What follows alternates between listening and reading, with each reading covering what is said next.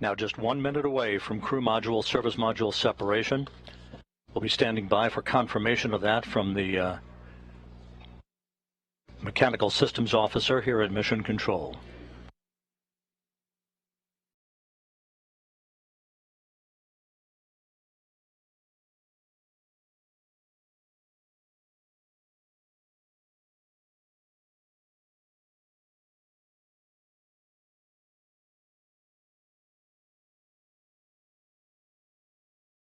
"30 seconds until separation. This will come at an altitude of 3,200 statute miles.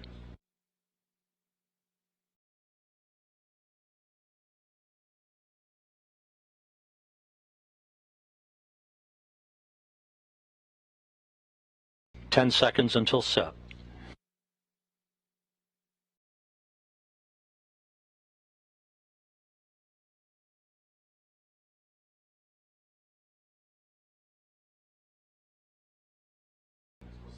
We have confirmation of separation.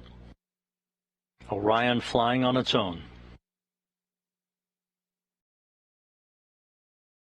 Again, the separation occurred right on time at 11 a.m. and 11 seconds Central Time, with Orion 3,200 statute miles away from Earth. The service module, the European service module, has done its job.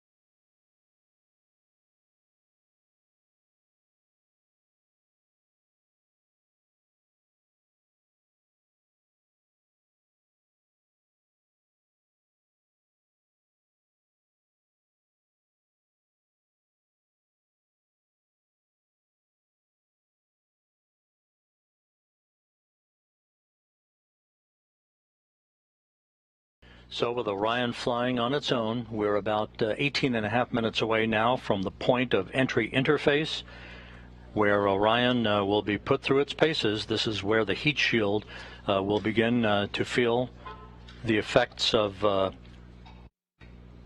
peak heating of 5,000 degrees Fahrenheit on the heat shield, and the beginning of 2 blackout periods where the plasma around the vehicle will build up such that it will block data and communications between Mission Control and the spacecraft itself.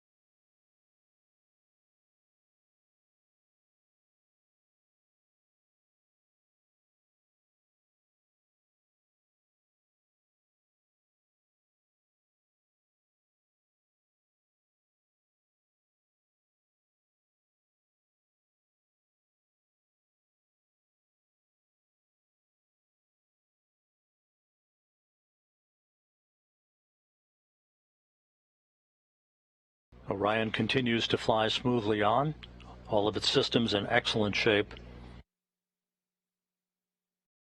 Less than 17 minutes until entry interface.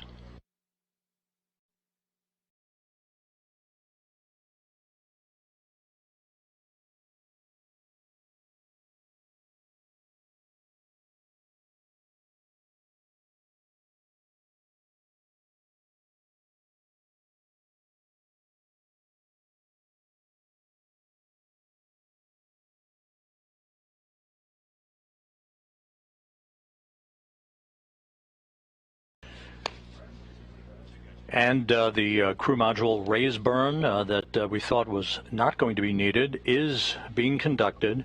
Just basically a fine-tuning of the orientation and the angle, a 16-second firing of the thrusters, and a good burn reported, 8.12 feet per second, and a change in velocity. So the raise burn was executed. That will further fine-tune Orion's path at the proper azimuth or orientation, where the heat shield is at its optimum angle, to begin the repulsion of the heat that will build up around the heat shield at the time that we begin entry interface, just about 15.5 minutes from now. So the crew module service module separation went off as planned. The raise maneuver was executed at 11:03 and 41 seconds Central Time. Again, the raise maneuver was executed. Orion now flying at the proper orientation for entry interface into the Earth's atmosphere. Entry interface is scheduled at 11:20 and 14 seconds a.m. Central Time at an altitude of 400,000 feet. At that point, Orion will be traveling 24,464 miles an hour with a range to splashdown of 3,659 statute miles.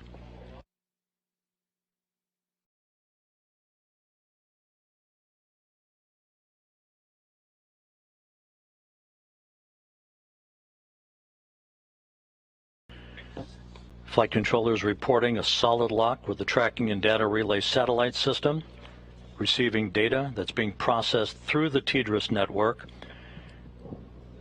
Just a reminder that after we pass into the Earth's atmosphere, at the speed at which we're going, and with the temperatures expected to build up very quickly for peak heating around the heat shield of Orion, we will begin the first of two blackout periods, the first of which is scheduled to begin at 11:20 and 16 seconds a.m. Central Time and will last about 4 minutes and 48 seconds. At that time, entry guidance, which has been stored on board, pre-programmed commanding for Orion to continue to point its way toward the splashdown zone, will take over. The first blackout period should end around 11:25 and 4 seconds Central Time. That will set the stage for the skip entry, basically the maneuver that will enable Orion to dip into the Earth's atmosphere and skip back out of the Earth's atmosphere and dip back into the Earth's atmosphere like a rock, a flat rock on a pond. That will continue to dissipate energy and heat on the spacecraft, and is a maneuver that data will be gathered for to try to bring in multiple splashdown sites for crewed missions in the future. The second of the two blackout periods is scheduled to begin at 11:29 and 3 seconds a.m. Central Time, and that will last for about 2 minutes and 50 seconds till about 11:31 and change. That'll be the final blackout period, after which we should lock up solidly for the remaining 8 minutes or so until splashdown.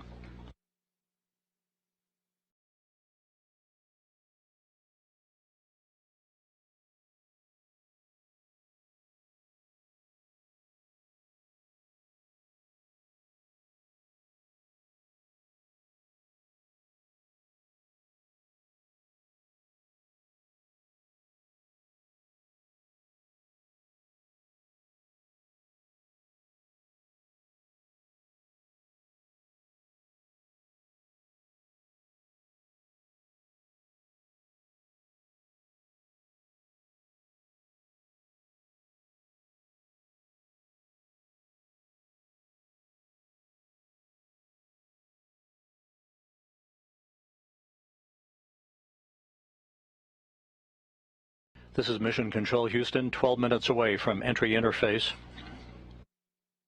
Everything is going by the book so far here in Mission Control, very quiet on the loops. Entry Flight Director Judd Freeling and his team of flight controllers watching carefully over their data as they oversee the arrival of Orion for its splashdown site west of Baja, California. Time to splashdown 31 minutes.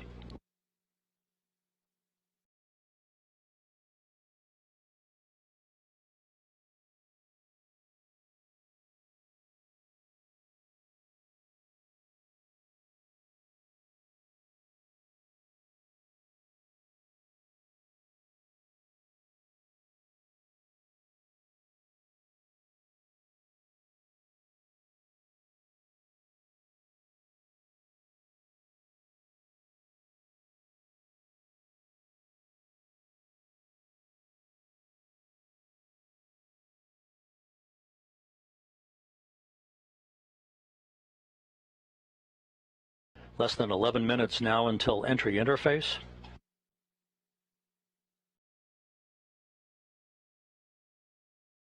During the period of the two blackouts, and even after we have emerged from the second of the two blackouts, Orion, through a series of pre-programmed commands stored on board, will conduct a series of role reversals.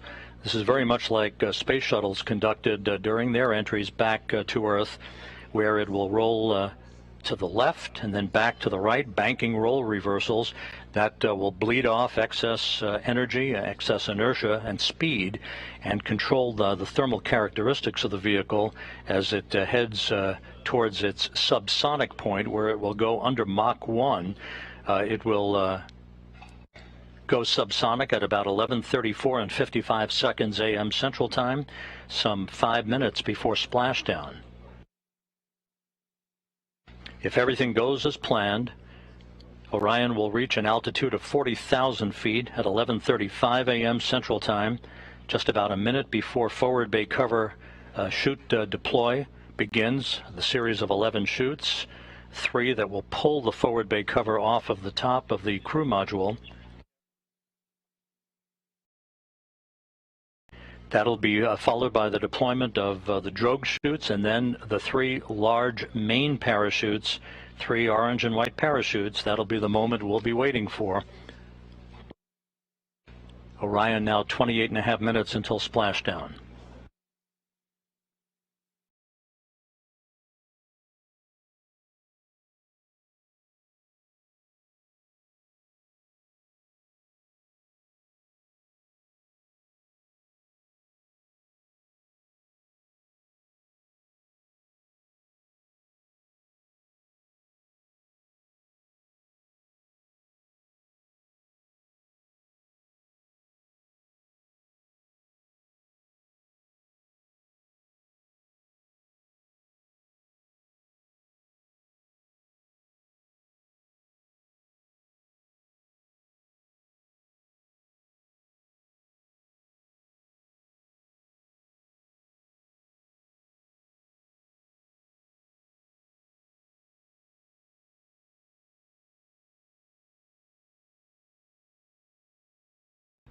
Orion is approaching the northwest coast of Australia. 27.5 minutes until splashdown. We're just 8 minutes away from the point at which Orion will dip into the Earth's atmosphere and begin what basically is a hellish entry, where temperatures around the spacecraft will raise to about 5,000 degrees Fahrenheit. That's half as hot as the outer surface of the sun.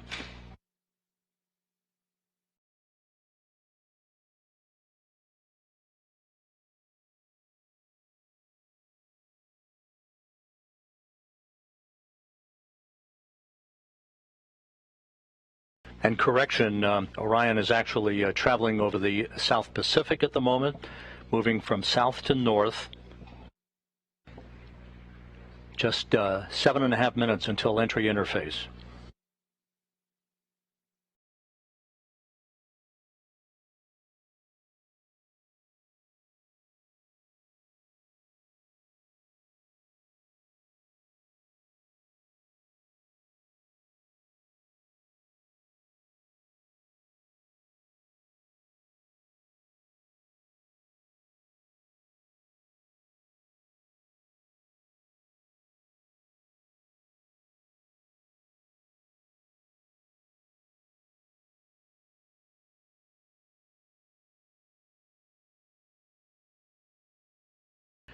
And this view from a camera inside the cabin of Orion, this doesn't look like much at the moment, but it will soon when it shows the forward bay cover jettisoning and the initiation of the parachute deployment system.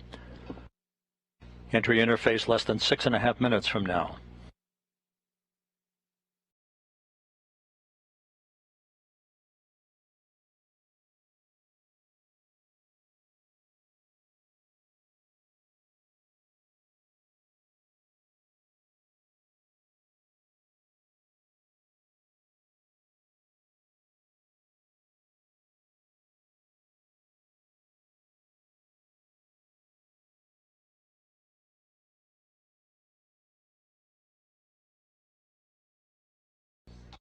Just to recap, the crew module, the Orion crew module, separated from the European service module about 14.5 minutes ago, right on target as it was planned, and a short raise maneuver, a 16-second firing of Orion's thrusters, oriented the vehicle, raising it just a tad so that its heat shield was at the proper orientation in the direction of travel, to begin entry interface in about 5 minutes at an altitude of 400,000 feet above the Earth.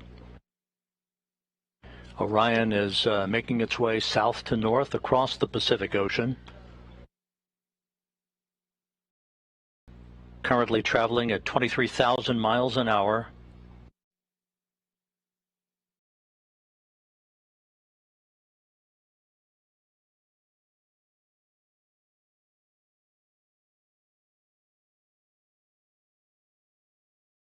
We're about 5 minutes away from entering the first of the two blackout periods, which will last about 4 minutes and 48 seconds.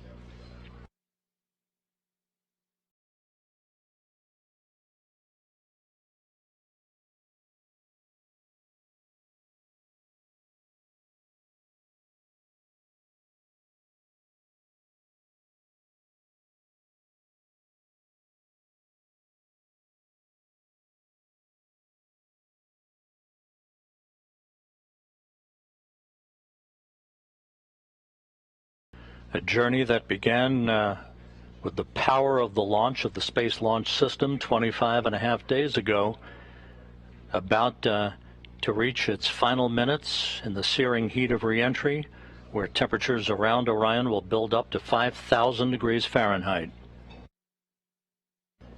Just under 4 minutes until entry interface.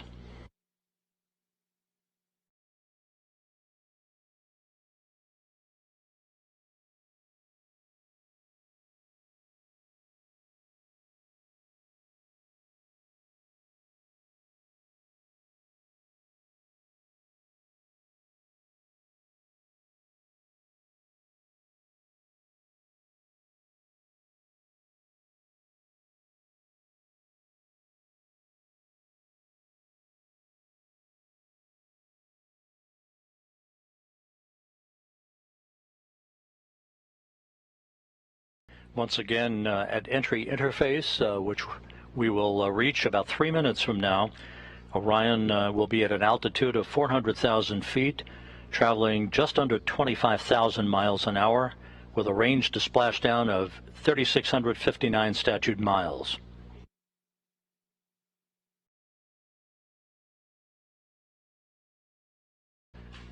Within seconds after reaching entry interface, we'll begin the first of the two blackout periods that will last just under 5 minutes, about 4 minutes and 48 seconds.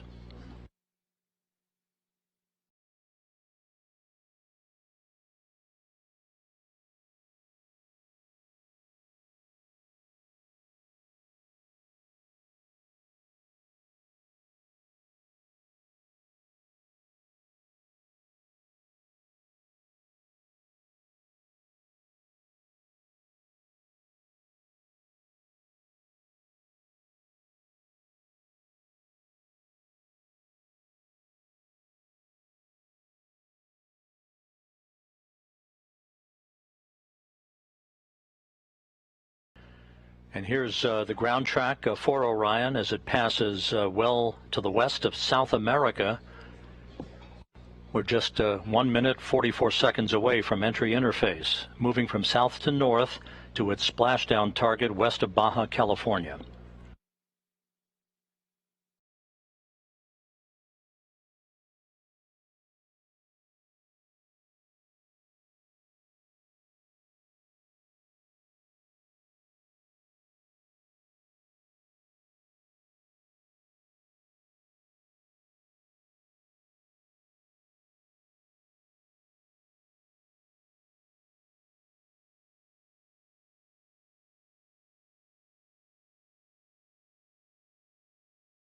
Just 1 minute away from entry interface.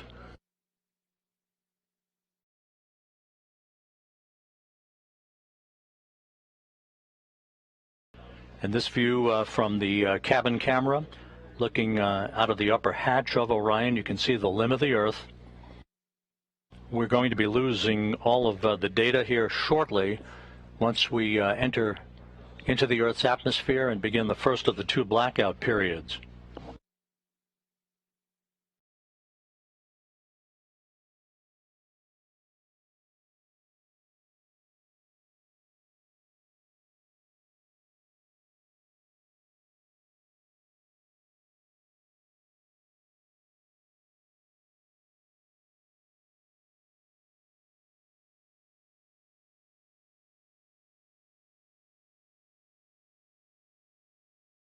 Standing by for entry interface in the first of the two blackout periods.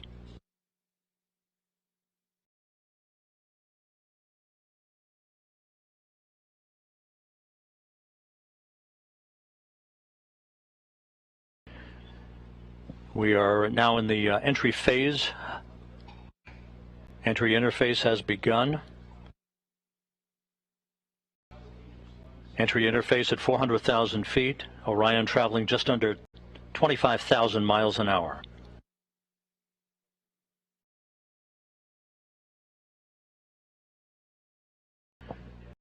We've gone into the first blackout period. This is a visualization based on what should be happening at the moment, where the temperatures around the heat shield are reaching about 5,000 degrees Fahrenheit. This is the moment of truth for Orion.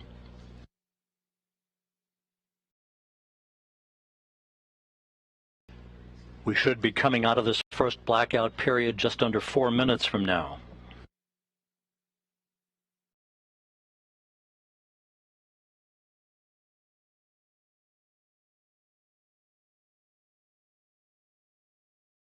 Orion should be traveling about 23,326 miles an hour at the moment. Range to splashdown, 3,125 statute miles. Again, this is a visualization of what should be happening with Orion at the moment, although we are in a blackout period that should end about 3 minutes and 15 seconds from now. Once we emerge from this first blackout period, we'll conduct the skip entry maneuver that will further dissipate heat and energy and begin a very, very dramatic reduction in the velocity of Orion as it approaches its splashdown site.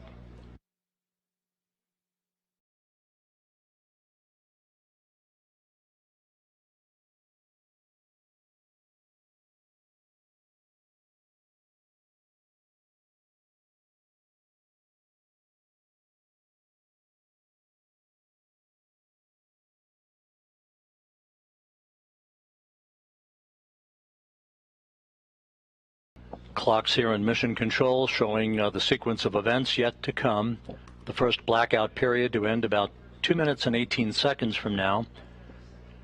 The second of the two blackout periods would begin about 6 minutes from now for about 7 minutes, followed by the jettisoning of the forward bay cover that will begin the sequence of the deployment of the parachutes.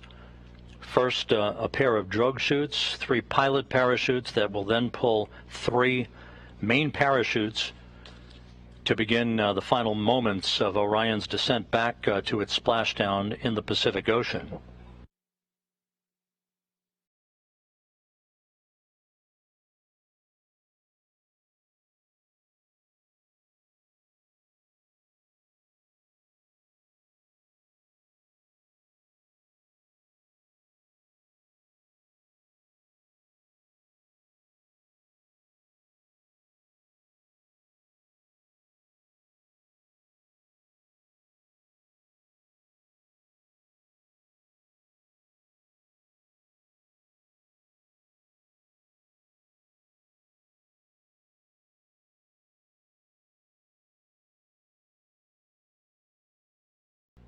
One minute to go until we come out of this first blackout period.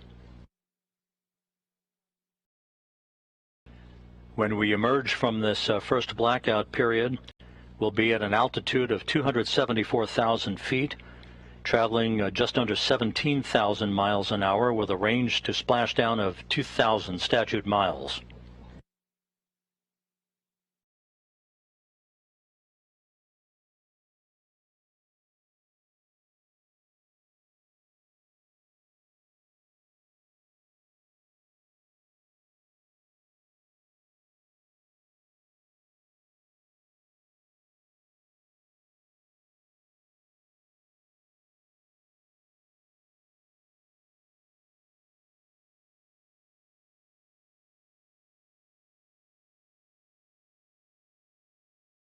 Standing by for a reacquisition of signal.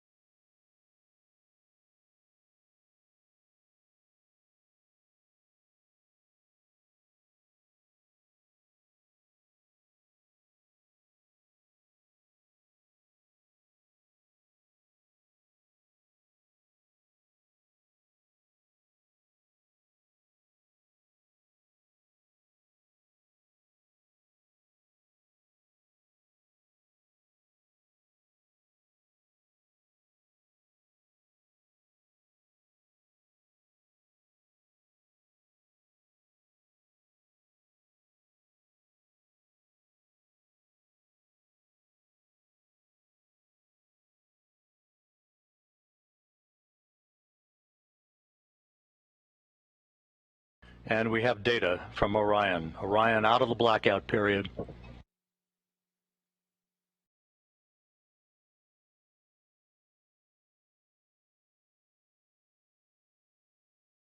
Flight Dynamics reports that Orion is right on the money, coming right down the pike. A good view out of the cabin camera looking out of the upper hatch of Orion.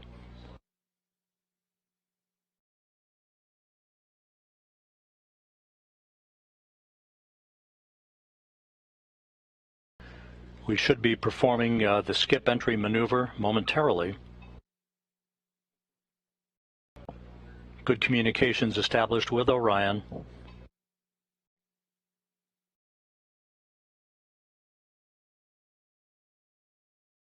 The second blackout period to begin about 2 minutes from now.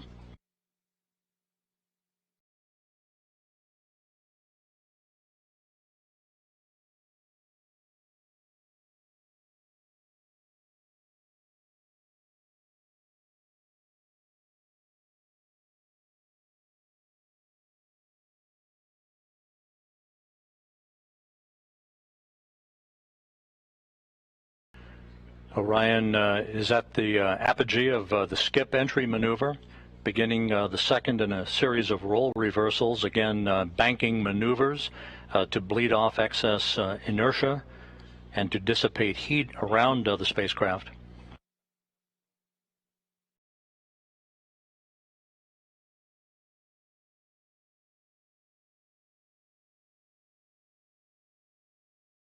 The start of the second blackout period, about 1 minute and 13 seconds from now, will come at an altitude of 270,000 feet, with Orion traveling about 16,400 miles an hour, range to splashdown less than 1,000 miles.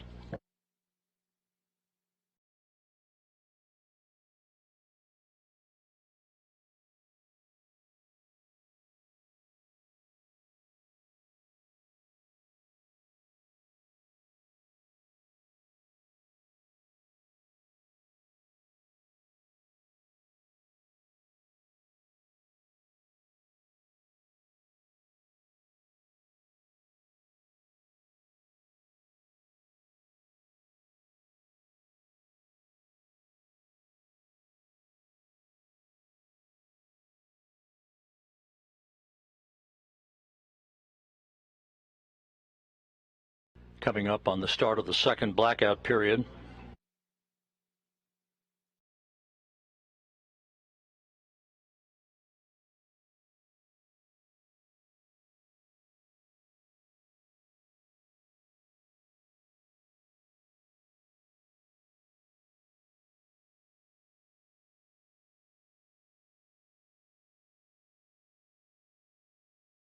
We should be in that second blackout period right now.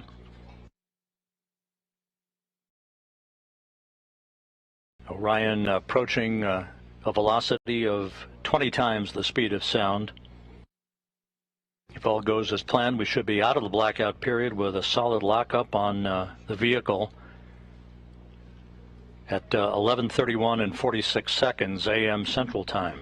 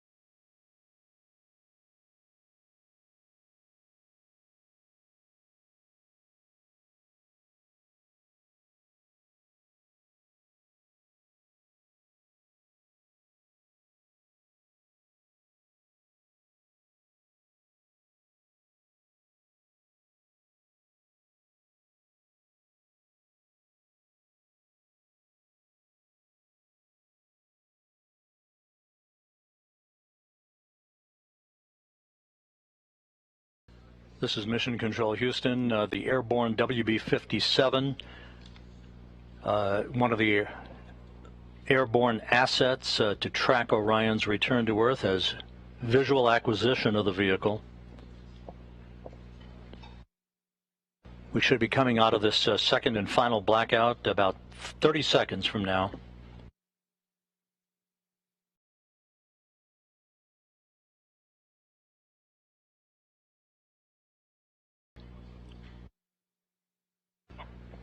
And helos flying off the deck of the USS Portland now have a visual acquisition of Orion as well, at an altitude of 174,000 feet, traveling 12,600 miles an hour, range to splashdown 288 statute miles.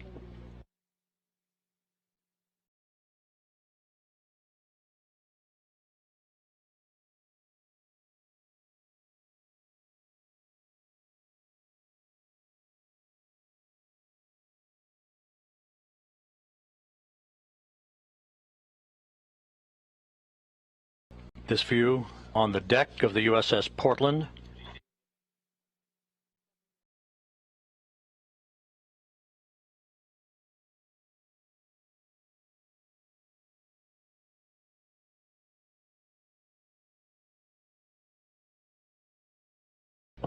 And there is a view out of the cabin camera of Orion as it continues a series of role reversals. We have data back from the spacecraft.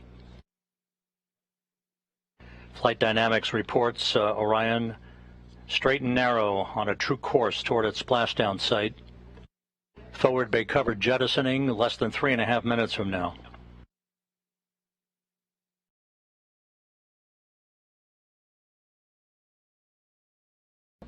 (150,000 feet off the ocean).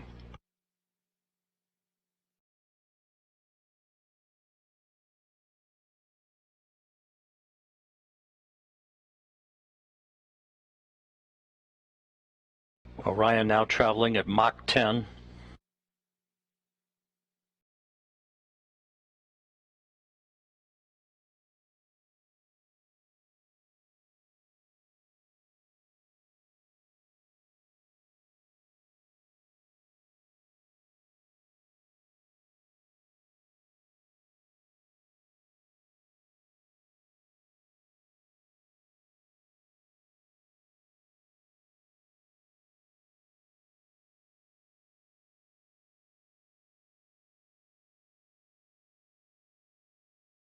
Orion's speed now down to Mach 6.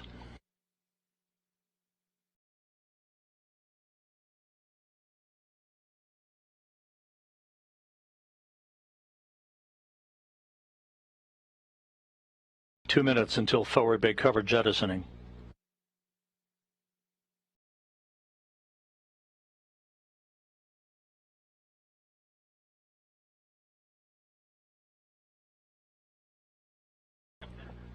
Orion 100,000 feet now.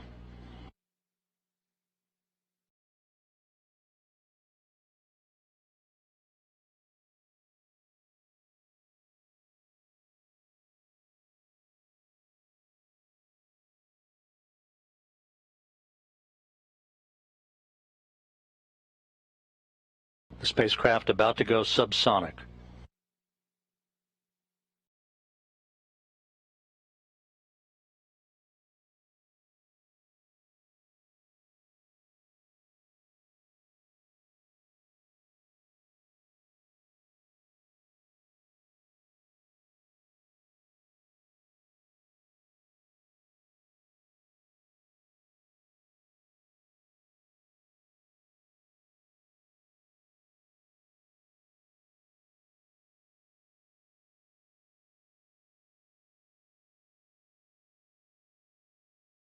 "45 seconds until forward bay cover jettisoning.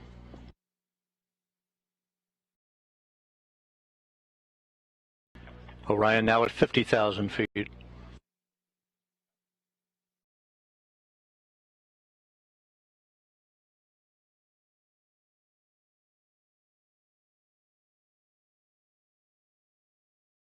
Forward bay cover jettisoning pyros are armed.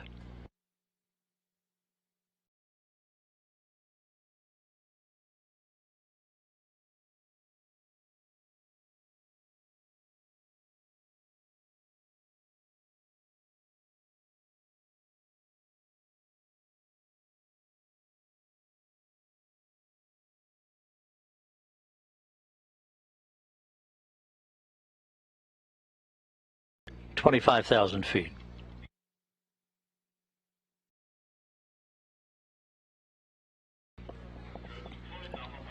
Drogues have been deployed.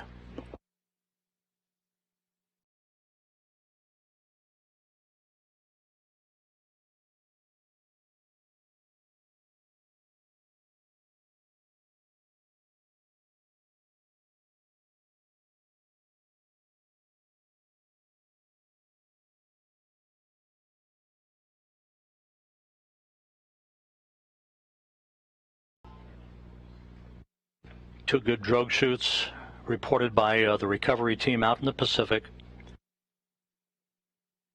The descent rate is right on the money. Orion's velocity now down to 282 miles an hour. Range to splashdown 1.5 miles. 10,000 feet now.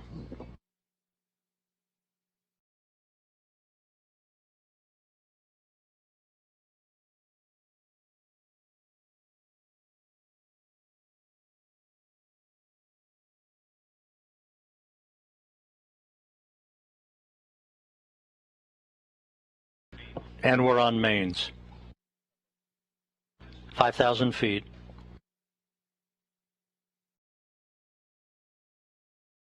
Reefing in progress.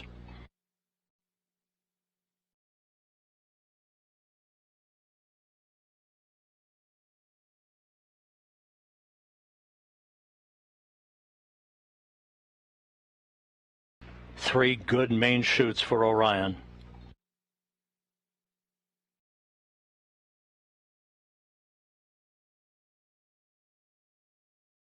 We have three fully inflated main chutes. Time to splashdown 90 seconds. Perfect descent rate reported.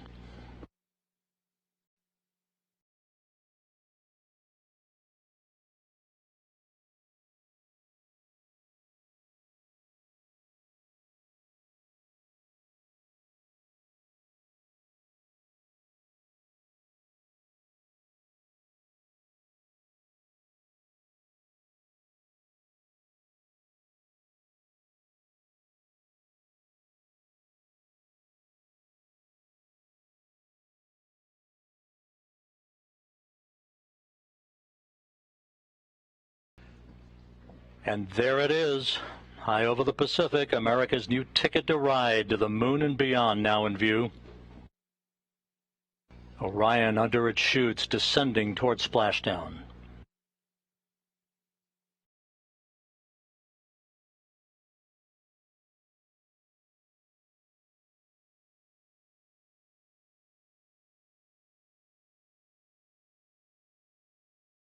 Orion in the perfect orientation for splashdown, just seconds away.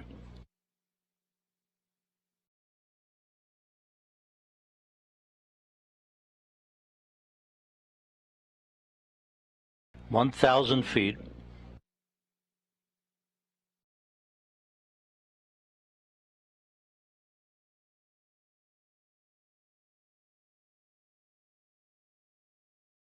Good descent rate.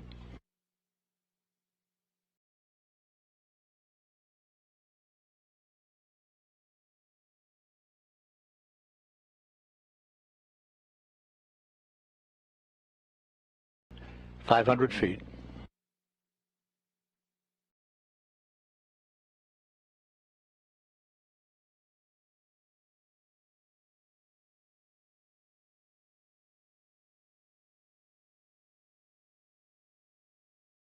Splashdown. From Tranquility Base to Taurus Littrow to the tranquil waters of the Pacific, the latest chapter of NASA's journey to the moon comes to a close. Orion, back on Earth. Unofficial splashdown time, 11:40 and 30 seconds a.m. Central Time.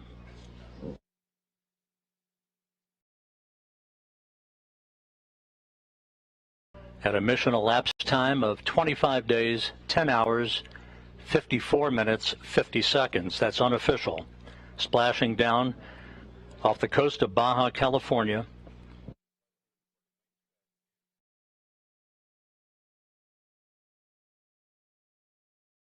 The crew module uprighting system now being inflated for the bags currently being inflated.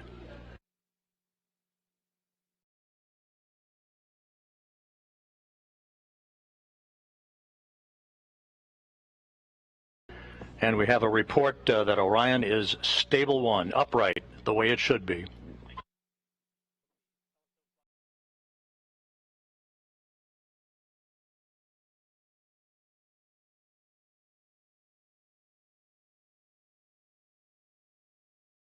Once again, splashdown occurring at 11:40 a.m. Central Time, 9:40 a.m. Pacific Time, west of Baja, California, after a textbook entry for the Orion spacecraft bringing its 25-and-a-half-day mission to an end.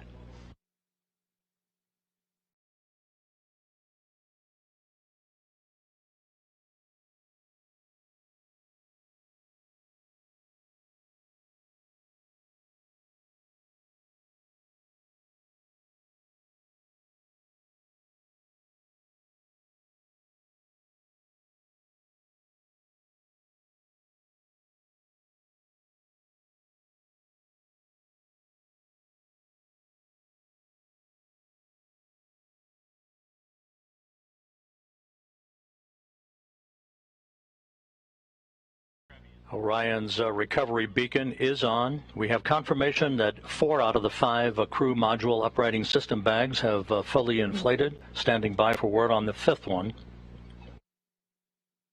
But Orion is in great shape, stable 1, just in the orientation that had been expected.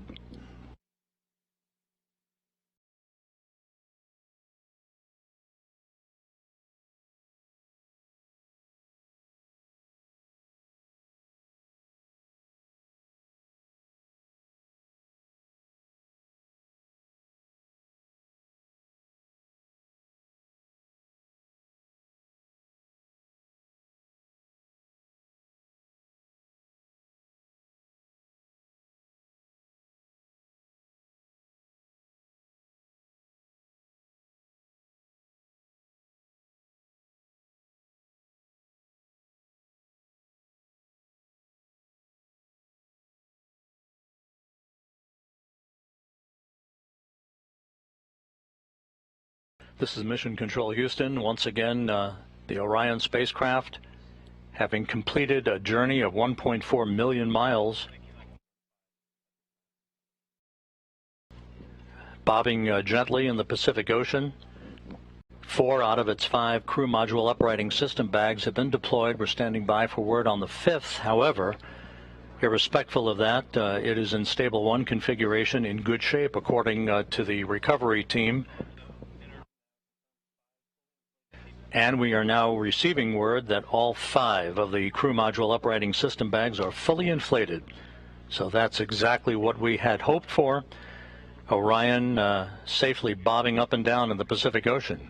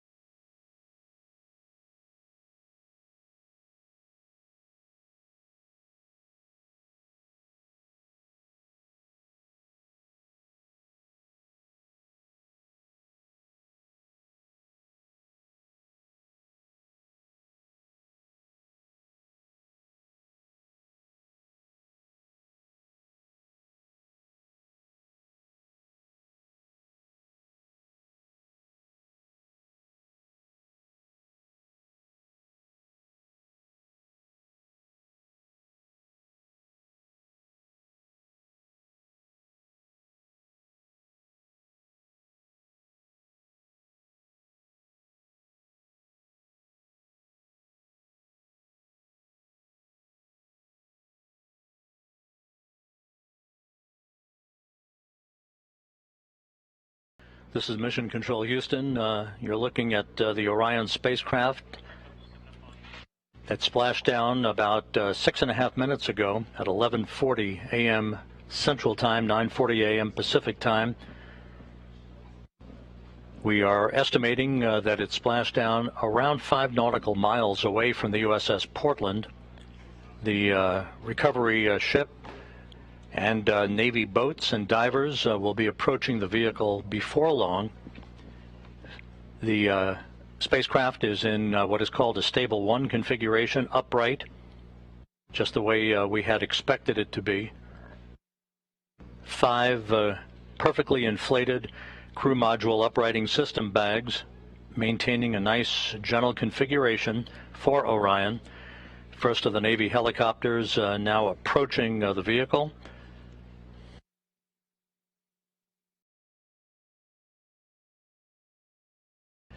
And here in Mission Control, some of Orion's systems no longer needed are being powered down. Many of them will stay powered up for the next 2 hours while we conduct a series of test objectives to characterize the thermal conditioning of the spacecraft. That will be important for future data for crewed missions to determine how long the crews can remain comfortable inside a vehicle returning from the moon. We also will be conducting tests of the beacon and SARSAT system for maintaining tracking of the spacecraft, for recovery forces that will be approaching the spacecraft in the future. And coming up in the next hour and a half will be the reactivation of an ammonia boiler system that will provide cooling in the spacecraft, as it will when crews return from their missions on board Orion.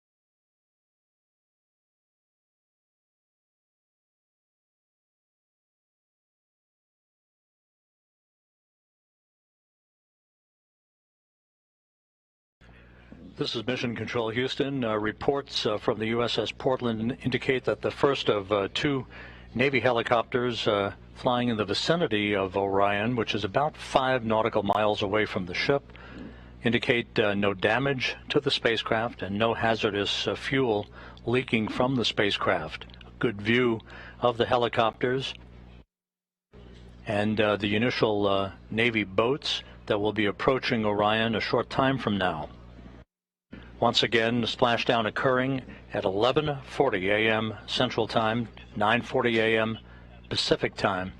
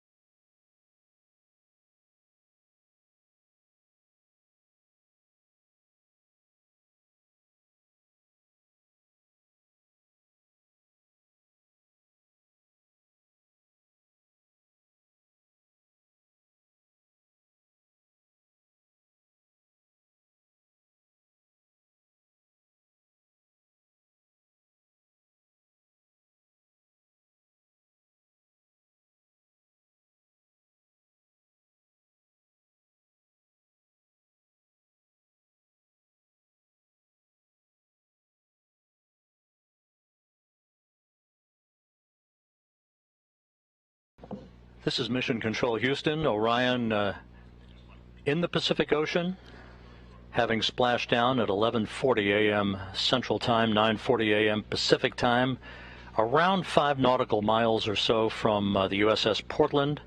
A textbook entry for the vehicle. On the USS Portland at this hour, my colleague Daryl Nell from the Kennedy Space Center, who's with the Exploration Ground Systems Recovery Team. Daryl, how did it look to you? It certainly looked textbook to us here. I'd say that's a great description, Rob. Perfectly landed here in the Pacific Ocean, and that's been confirmed by the operations manager that I just spoke to. Watching it from the deck as an observer, we have, as you can see, some broken clouds in the sky, like right around 3,000 feet. But we saw those 3 full main parachutes pop out. It was a beautiful sight, probably just about several thousand feet in the sky, and then we watched that slow descent as the Orion crew module made its way down to the Pacific Ocean. Saw the splash, and then of course the assets aboard the USS Portland here immediately started making their way towards the splashdown site, and as you see live now, they are close to being next to the capsule. Now the helicopters that you see flying there, those are MH-60s. We have 2 of them in the air, and they are right now gathering high quality, high definition imagery of the capsule in the water. There's a spotter aboard. We have photographers as well. The doors are completely open on both sides of the helicopters, and so you can see them flying a circular track around the splashdown location. They have marked, if you can see it, you can see what looks like smoke coming off a location just to the left there. That is the boats having marked location where some of the debris has come down, the debris that was part of the separation event, the part of the parachutes opening event. So you have the sabot as well as the lid from the parachutes. All of that is being tracked by the Sasquatch team, and the Navy boats are marking that with floatable smoke grenades. All of that hardware the team wants to recover because there's valuable information and data in it. The helicopters will be out for another 20 minutes gathering imagery. You can see one of them getting very close to the crew module. There is an GSS camera, ultra high definition, 8K, which is gathering imagery. We are currently on course to go right by the splashdown location, so we are right about 3.5 miles and closing. We are going to a point that's going to be 1 mile out. That's our next waypoint. 1 mile out from the splashdown location. One of the things we're waiting for is for ammonia boil off, and that's why the Navy boats are not yet next to the capsule. We're still going to wait that out. The amount of time that that's going to take is has not been determined. They have allowed for as much as 2 hours. The ammonia on the capsule is used for cooling purposes, to keep the cabin cool for crew. Of course, there's no crew in this capsule, but for future missions, it will certainly be an important part of keeping the astronauts cool during the heat of reentry. But for now, they're going to vent off that ammonia, and as they do that, it's not quite safe to get close to the capsule with the Navy divers.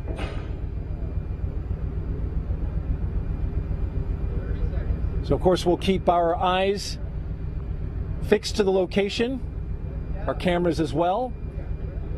USS Portland's standing by for our next waypoint, 1 mile from the splashdown site. And then once the completion of the ammonia boil off, the Navy boats will be going in. spectacular sight from out here, Rob. Toss it back to you. Thanks, Daryl. Back here in Mission Control, the entry Flight Director Judd Freeling on the left. To his left, Flight Director Rick Henfling. And with me on console here, probably none more important than the NASA Administrator, Bill Nelson. Senator, thank you for joining us today. Rob, I'm overwhelmed. I'd say it's good to see you, but this is an extraordinary day. I remember years ago when I saw you return on Columbia from your mission into space, and it all conjures up a tremendous amount of memories. Orion back on Earth, having circumnavigated the moon, having survived a critical test of its heat shield. I think you have to be hesitant to celebrate and throw confetti a little bit too early, but it certainly is an important achievement, is it not? It's historic because we are now going back into space, into deep space, with a new generation. Kennedy just stunned everybody with the Apollo generation and said that we were going to achieve what we thought was impossible, and did that in a short period of time. And many things have happened since, but we knew we were going back, but we knew we were going back to the moon just to continue to explore outward into the cosmos. And so that's why this is a defining day.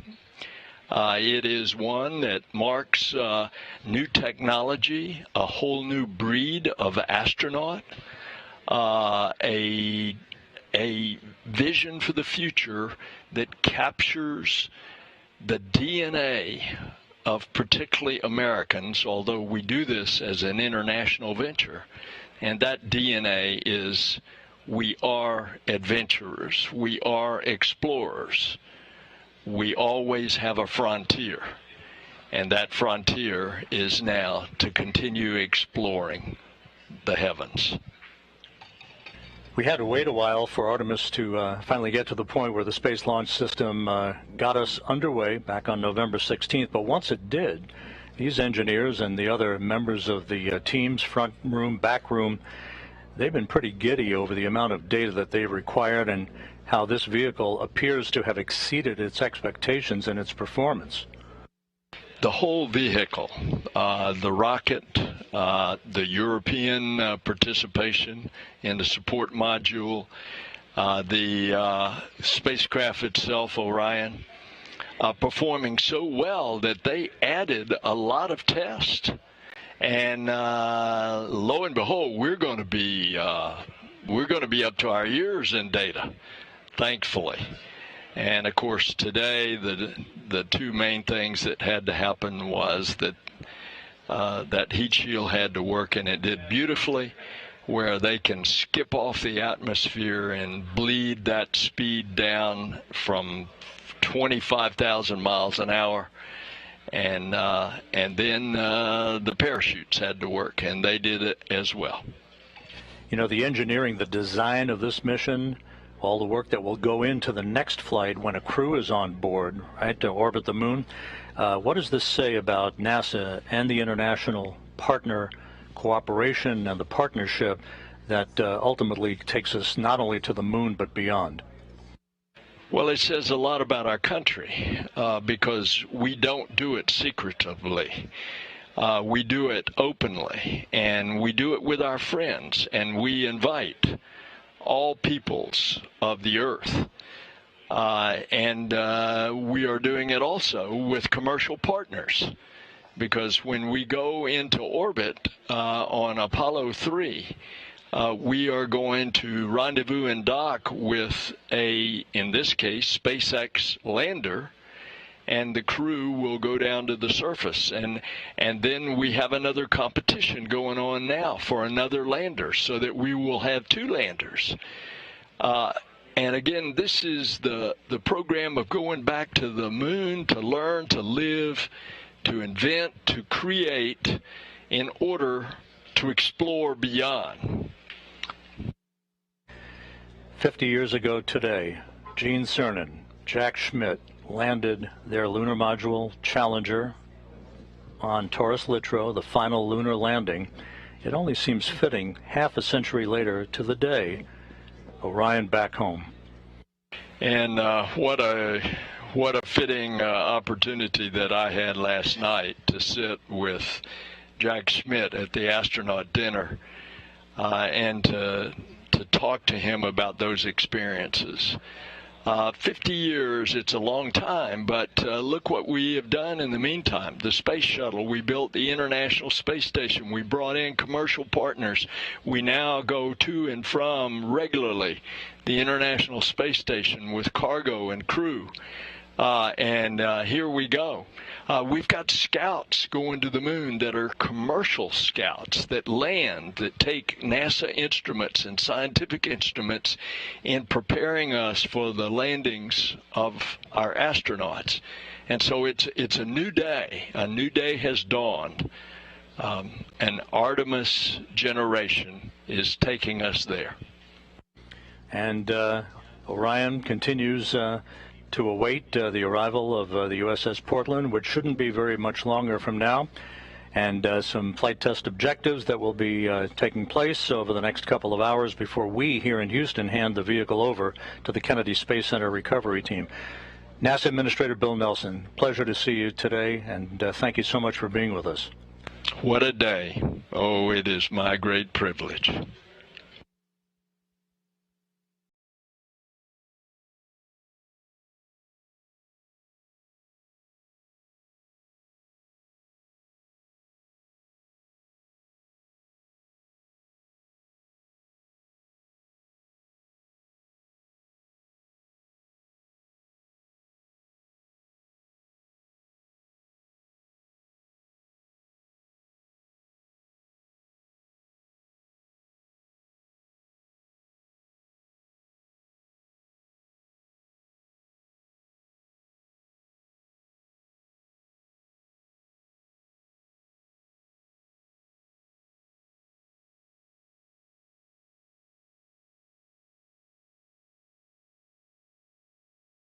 This is Mission Control Houston, 26 minutes after the return of Orion from its circumnavigation of the moon and a splashdown in the Pacific, a bullseye splashdown, just about 5 nautical miles away from the USS Portland, as had been planned.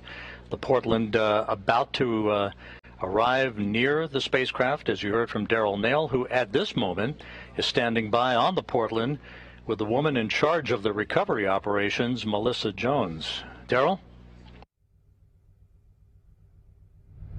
Thank you, Rob. That's right. Melissa Jones, the recovery director, just came from outside the ship's control center where she was monitoring and, of course, managing her team in the midst of this recovery. So, Melissa, thank you for being here. Thank you for having me. This is an exciting day. What a day it is, right? We just had Splashdown, and want to ask you, first of all, operationally, where do we stand and what do we have to go? So we had a picture-perfect splashdown, and at this time we're gathering data.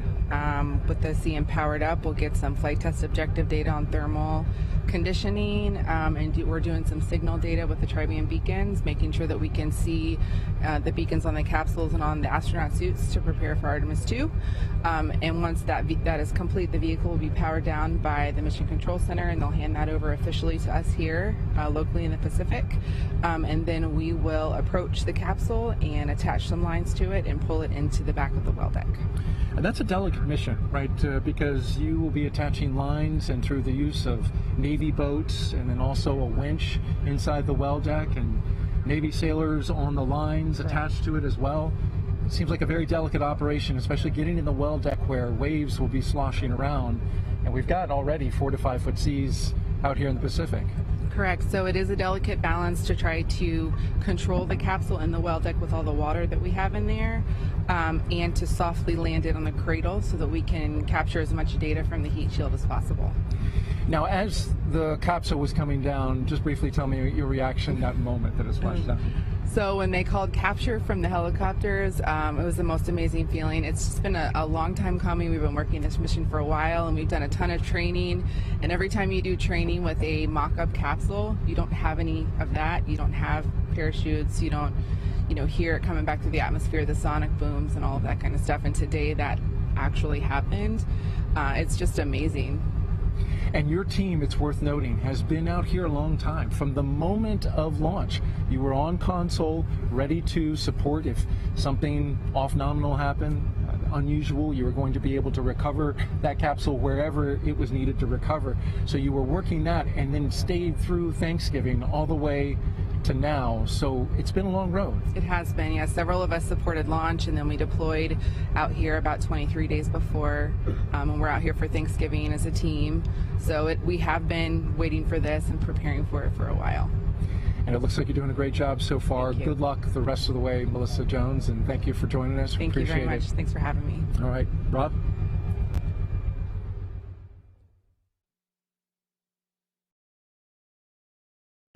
Thank you, Daryl. We'll be back to you on the USS Portland here shortly as the post-splashdown activities and the recovery operations will continue. As mentioned earlier, it will take about 2 hours from the time of splashdown until the time that Flight Director Judd Freeling and his team of entry flight controllers here will hand the vehicle over to the Exploration Ground System Recovery Team that will work over the next several hours to bring the Orion into the well deck of the USS Portland. With me, a familiar face, Bob Cabana, NASA's Associate Administrator. Bob, it's great to see you here. And with Orion back on Earth, another milestone accomplished on the road back to putting Americans on the surface of the moon. In terms of the criticality of what we've seen over the past 4 weeks, your thoughts on how this mission evolved and now the stepping stone that would put a crew on board a couple of years from now? Oh, Rob, it's been absolutely critical to get this mission off safely. This test flight is what we need in order to prove this vehicle so that we can fly with a crew, and that's the next step, and I can't wait. The launch, first off, I was on the roof of the Launch Control Center. I went up there with the administrator and deputy administrator when we came out of the T-minus 10-minute hold, and it was phenomenal. It was absolutely amazing. The rocket performed flawlessly, and I haven't been that happy in a long time after we came down off the roof. And then to see the mission go as well as it did, the shots that we got from the vehicle, that one from 40,000 miles away where you saw the moon with the Earth in the background. And then this morning, I mean, we've learned how to operate this vehicle. A few minor glitches along the way, but it is performed flawlessly, and we're learning how to work with it, operate it, and that's what this JSC team does. It is so great to be back here in mission control, to be with the ops team. I'm so proud of these guys. Amazing. But if you were watching this morning, I loved the video. I don't know if it was on NASA TV or not, but the moon just kept, the Earth just kept getting bigger and bigger. It was really hauling as it came in.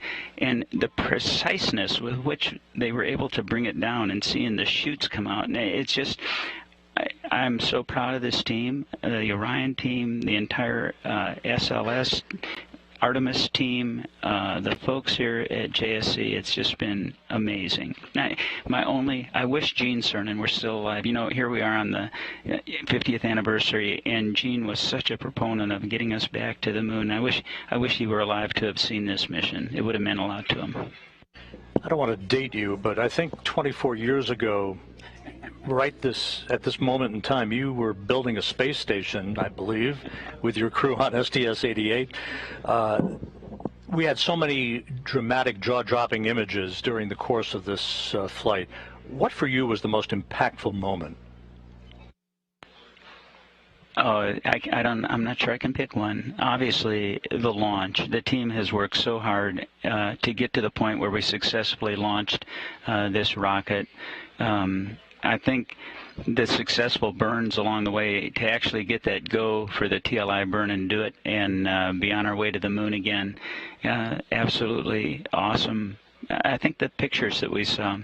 But the splashdown, how can you not? I mean, this was really emotional, going around and congratulating folks for what we did. So it's hard to pick just one.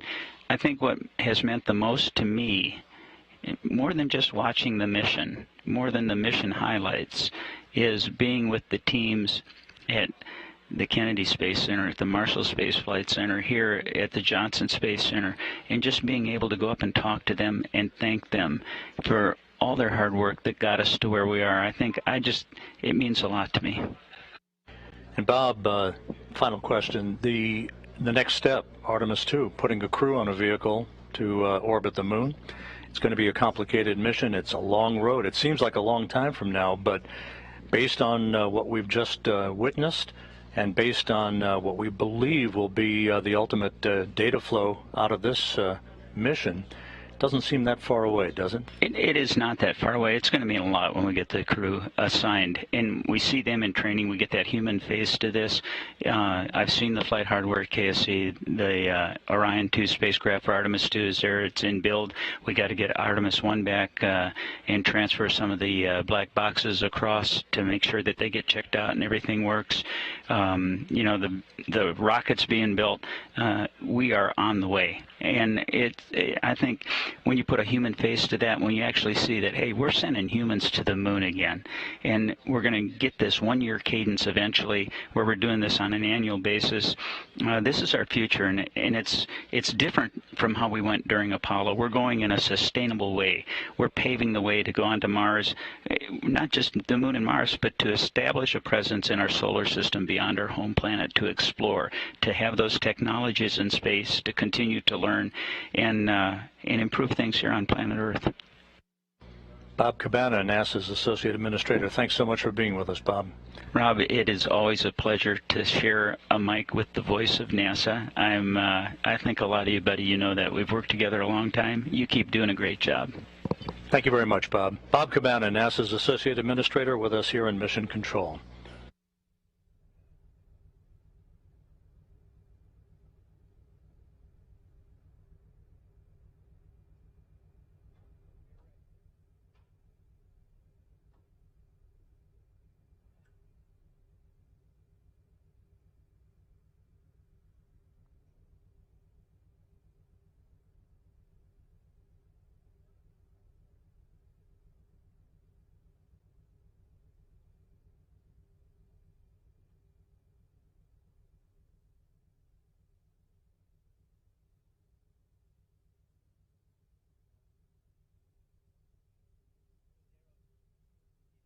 This is Mission Control Houston. About 37 minutes since Orion splashed down in the Pacific. On the deck of the USS Portland, as he has been throughout the course of the morning, Darrell Nail, my colleague from the Kennedy Space Center. Darrell, how are things going out there? It looks like you're about to approach the vehicle. Yeah, we're very close to that moment, Rob, here on the USS Portland. We're just about 100 miles off the coast of Baja, Mexico. The operation, as you've heard and been commentating, it is going pretty smoothly at this point. But we are in a pre-planned waiting period as we wait for the ammonia that is inside the capsule. It is used for cooling. This is boiling off at this moment into the atmosphere, and until that's complete, the boats will be on hold. Now, the Navy divers right now at this moment are outside of the 120-yard radius around the capsule. That was part of the plan. They will close within just a few feet to start detecting if there are any hazardous gases coming from the capsule. But that will only happen once our recovery director, Melissa Jones, has given them the go to close in. The ship, meanwhile, the USS Portland, is on its way to close within 2,000 yards of the capsule. As you can see it floating there. The bags fully inflated that are used to upright it. Bright orange in color at the top of the capsule. The ship will then come alongside the capsule, and once the Navy divers have gone in and made sure that the capsule is safe to approach, they will begin taking imagery, photographs both on the top side of the water, and then also they have Navy divers prepared to go underneath the capsule and take pictures of the heat shield, the all-important component of this capsule, which is the primary objective in terms of the test and this flight test, is to make sure that that heat shield works and works well. So fresh from space, they want to make sure that they have images of it preserved as it is now before the operation begins, where they pull it into the well deck of the USS Portland. That will involve the attachment of ropes as well as a winch line that then connects to the USS Portland. The well deck of the USS Portland will be flooded to about 6 feet, and those Navy boats will attach their lines and then pull alongside the Navy vessel, connect to a winch line, and then carefully tow it into the well deck. Again, we are currently awaiting the completion of ammonia boil-off from the capsule. They've allowed for up to 2 hours, but it could take a shorter period of time. And once you see those Navy boats closing in, then you'll know that that ammonia boil-off is complete. Of course, we'll let you know when that happens.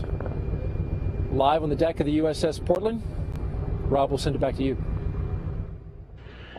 Thank you, Daryl. Daryl Nail on the USS Portland out in the Pacific, west of Baja, California. Back here in Mission Control as the flight controllers watch over the initial phase of the recovery operations. We're joined by the director of the Johnson Space Center, Vanessa Weich. Vanessa, great Sunday to have you here with us on console.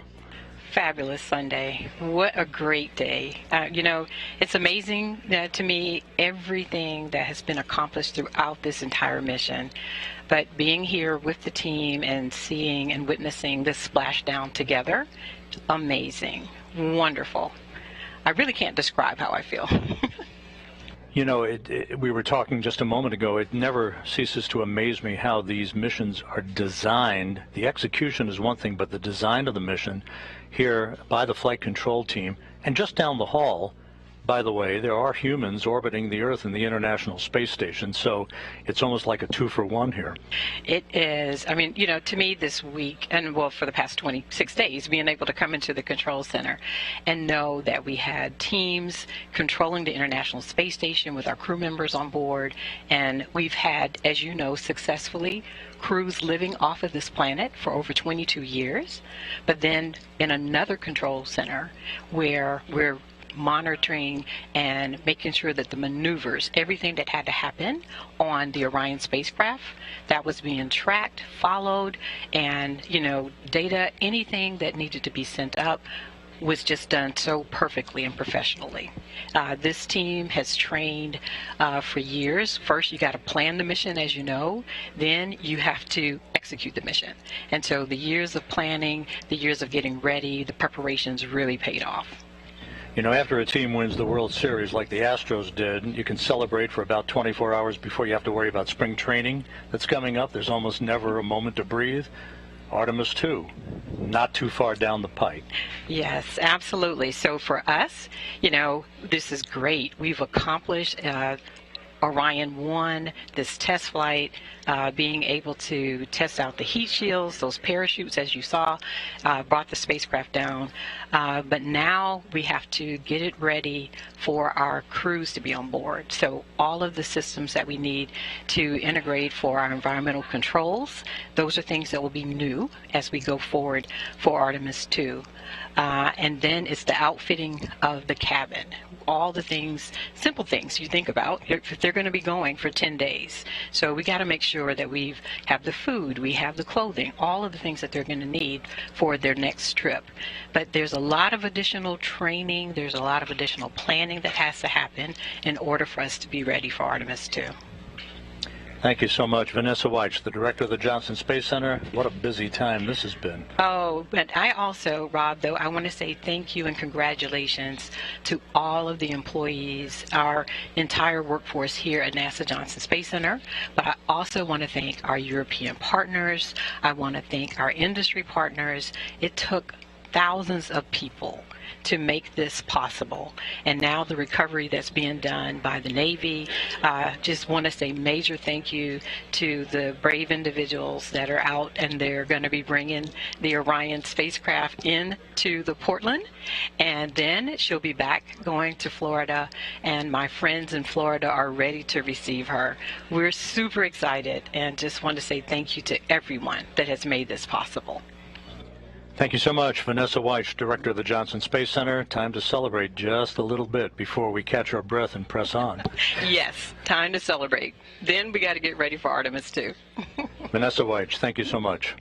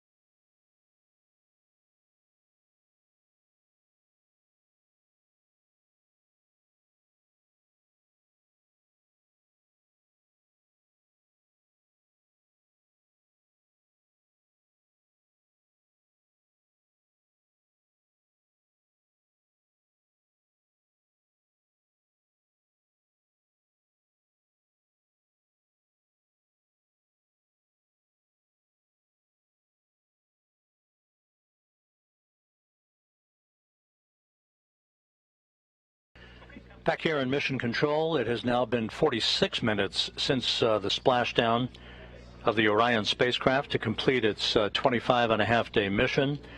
Flight controllers here in Houston reporting that the vehicle looks great. In the initial visual inspections being made by the helicopter teams, as you heard Daryl Nail reference just a short time ago, we just heard from Vanessa Weich, the Johnson Space Center director. Now let's turn our attention to the East Coast, to the Kennedy Space Center, where the director of the Kennedy Space Center, Janet Petro, is standing by with us. Janet, good afternoon, and what a moment as your exploration ground systems folks are hard at work out in the Pacific. Absolutely. Thanks, Rob. It's been a really, really exciting morning, and can't wait for our teams to get to work out there on the West Coast. You know, we heard a short time ago from Melissa Jones from the deck of the USS Portland. How complicated has been the development of this recovery operation that your team is executing as we speak? Well, it's pretty complicated, but you know, our teams make it look easy. I will start out by saying, or giving, I should say, a big shout out to really Vanessa and her flight ops team and the whole Orion team to deliver an amazing mission, bringing us down through Splashdown. But now it's over to Melissa and her team, and she's done an incredible amount of work to get to this point. You know, what we do at NASA, it really is all about collaborations, and the collaborations that we've had with the Department of Defense in particular over the past many years, their hard work and their dedication as they went through a great deal of planning, hardware development and processes, and a lot of practicing to get to this point and make it look easy. You know, that capsule sitting out there on the ocean, it looks very similar to the Apollo capsule, but it's actually about 30% larger. And so the complexity of recovering that larger vehicle is a little bit more. But Melissa and her team have been practicing, you know, their latest underway recovery test. They completed, it was the 9th one, and they completed that last November 21st of last year, 2021. So they're ready.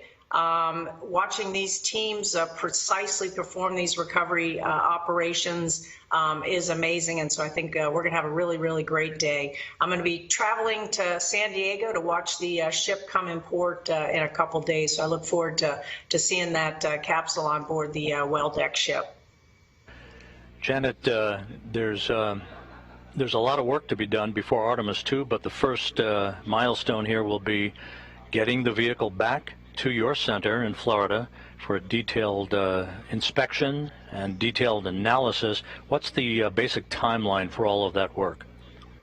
Yeah, so Splashdown today is really the beginning of the journey back to KSC. So as I mentioned, I'll be there in San Diego when the ship comes into port in a couple of days, and then Orion will then be loaded onto a truck and transported back to the Kennedy Space Center, and that's going to take a couple of days because of road-related conditions. You know, the Orion will still have some residual hazardous waste on it, and of course planning the roadways as it gets trucked back to the Kennedy Space Center takes some careful navigation.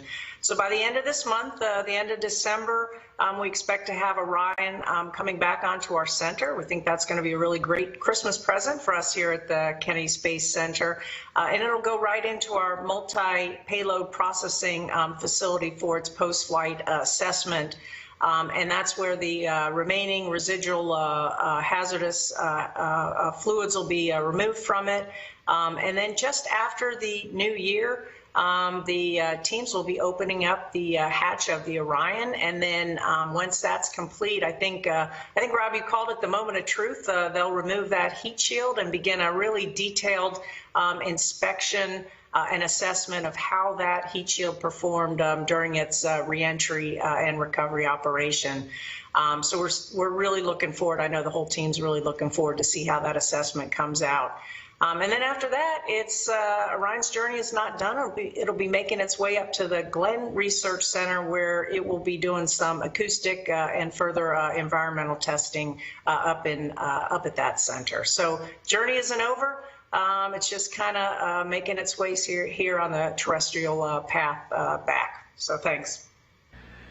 Janet Petro, the director of the Kennedy Space Center, joining us here today. Congratulations, Janet, and thanks so much for being with us.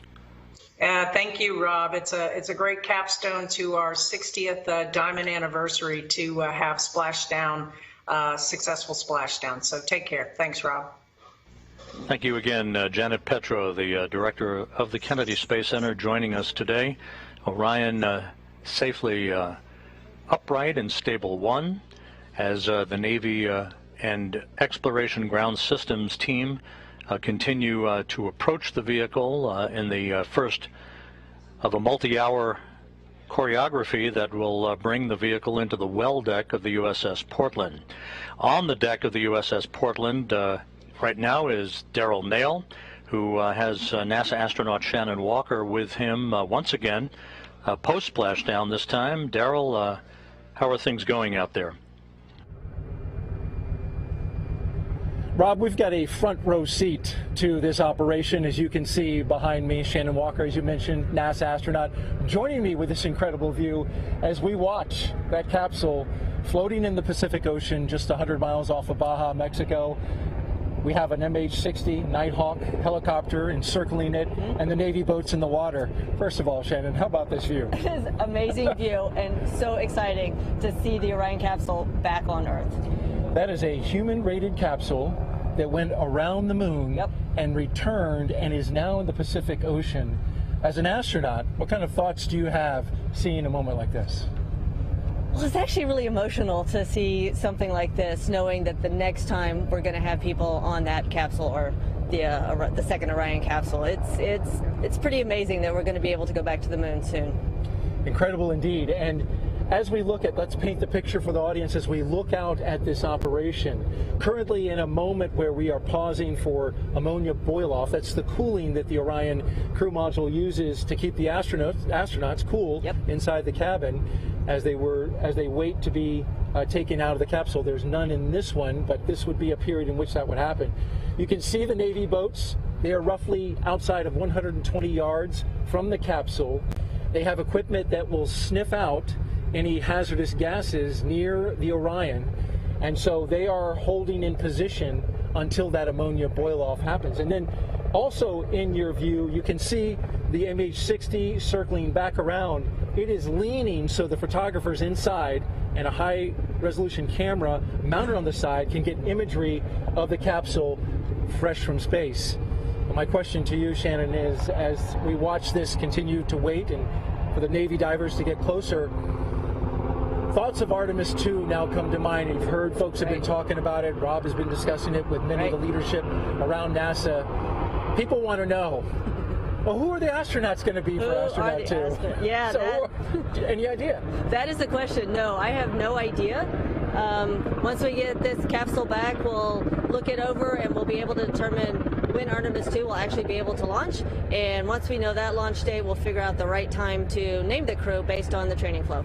So there's actually a period of training in which you have to do a set amount of time to get ready for that, but really predicated on Artemis 2 and that launch date? Absolutely. We don't want to have the crew just spinning their wheels if Artemis 2 is going to be a long way out, but I don't think it will be. So I would say sometime in the next 6 months maybe. Is it just a guess? Don't hold me to it. We might be naming the crew. All right, very good. Shannon Walker, NASA astronaut, thanks for joining us today. One quick update and note, the recovery team was looking at the possibility of recovering the parachutes as well as the forward bay cover, but that is not going to happen this time. They did mark their locations, but they did slip below the surface of the ocean, and so no recovery of the parachutes or the forward bay cover. That's it from right here on the USS Portland. Rob, we'll send it back to you. Daryl Nail on the deck of the USS Portland with NASA astronaut Shannon Walker. It's been almost an hour since Orion splashed down. Everything with the entry and splashdown went by the book. If you weren't with us for the final minutes of Orion's descent toward the Pacific Ocean, we have a replay after the deployment of the three main chutes, which were pulled out in sequential fashion. After pilot parachutes and drogue chutes were deployed, the main chutes came out. They reefed in perfect fashion, slowly descending towards the splashdown that was marked at 11:40 a.m. Central Time, 9:40 a.m. Pacific Time, at a point about 5 nautical miles or so from the USS Portland, west of Baja, California. Orion entered the Earth's atmosphere traveling 25 times the speed of sound. It decelerated to a splashdown velocity of just under 100 miles an hour. It was a very gentle splashdown for Orion. All of its entry milestones were performed in perfect fashion. 2 blackout periods in which the plasma around Orion built up, preventing data and communications with the spacecraft as a natural function of the heat of reentry, which was about 5,000 degrees Fahrenheit, twice as much as re-entering space shuttles and other crewed vehicles have experienced. But although some analysis must be performed now, and there's the splashdown itself as it occurred, analysis, as you'll hear in a moment from our next guest, must be conducted to make sure that everything went as had been prescribed on the heat shield particularly. And there's a live view of Orion as the Navy boats with the Navy divers and other recovery personnel begin to approach the spacecraft. With us here in Mission Control is Michelle Zahner, the Orion Mission Planning Lead from the Vehicle Integration Office. Michelle, thank you for joining us today. And I guess the natural and the big question is, unbelievable that all this just ticked off in trip hammer fashion the way it was designed. Yes, it was an incredible mission. So we accomplished all of our major mission objectives. The vehicle performed every bit as well as we hoped, and even better in a lot of ways. So as an example, the solar rays generated more power throughout the flight than we expected. So this is the furthest any human-rated spacecraft has ever gone, and that required a lot of complex analysis and mission planning and trajectory planning ahead of the mission, and to see it all come together and have such a successful test mission was amazing. Michelle, it was a test flight, of course. There was a lot of risk involved, an elevated risk because there was no crew on board, and you could take, shouldn't say liberties, but you could expand the envelope of what you needed to do in order to acquire the data that you were looking for in order to set the stage for the next mission when a crew will be on board. From a vehicle standpoint, sitting in these mission management teams, sitting with your engineers on a day-to-day basis, how much data did you acquire, and how long do you think it's going to take to pore over this so you write the textbook of Artemis 1? Yeah, we acquired a ton of data during the mission. So one of the first things that we'll do post-mission is take several months to go back through that data, really dissect it, and understand the vehicle performance. You know, we did a lot of testing and analysis prior to the mission, but nothing really compares to seeing the vehicle perform in the harsh space environment. So that's certainly going to be our first focus after the mission is looking at all that data. And as you mentioned, you know, we pushed the vehicle further than we probably would with the crew on board, but through that, we learned a lot. We learned that the vehicle is more robust than we thought in many areas, and so taking that information and expanding our operational envelope will help as we go forward to more complex missions in the future. And in the Orion Vehicle Integration Office, for yourself and your colleagues, it's almost like wearing two hats. You have to go back and pore over the data from this flight, but now you got to prepare a vehicle that will sustain a crew, including an environmental control system, a life support system for the crew itself. How are you all going to juggle all of this work over the next couple of years? Yeah, there is a lot of work that goes on in parallel. So as I mentioned, I think the post-flight review is going to be the top priority for the first few months. But at the same time, the crew module and the European Service Module for Artemis 2 is already at Kennedy Space Center. It's already being put through the paces and testing.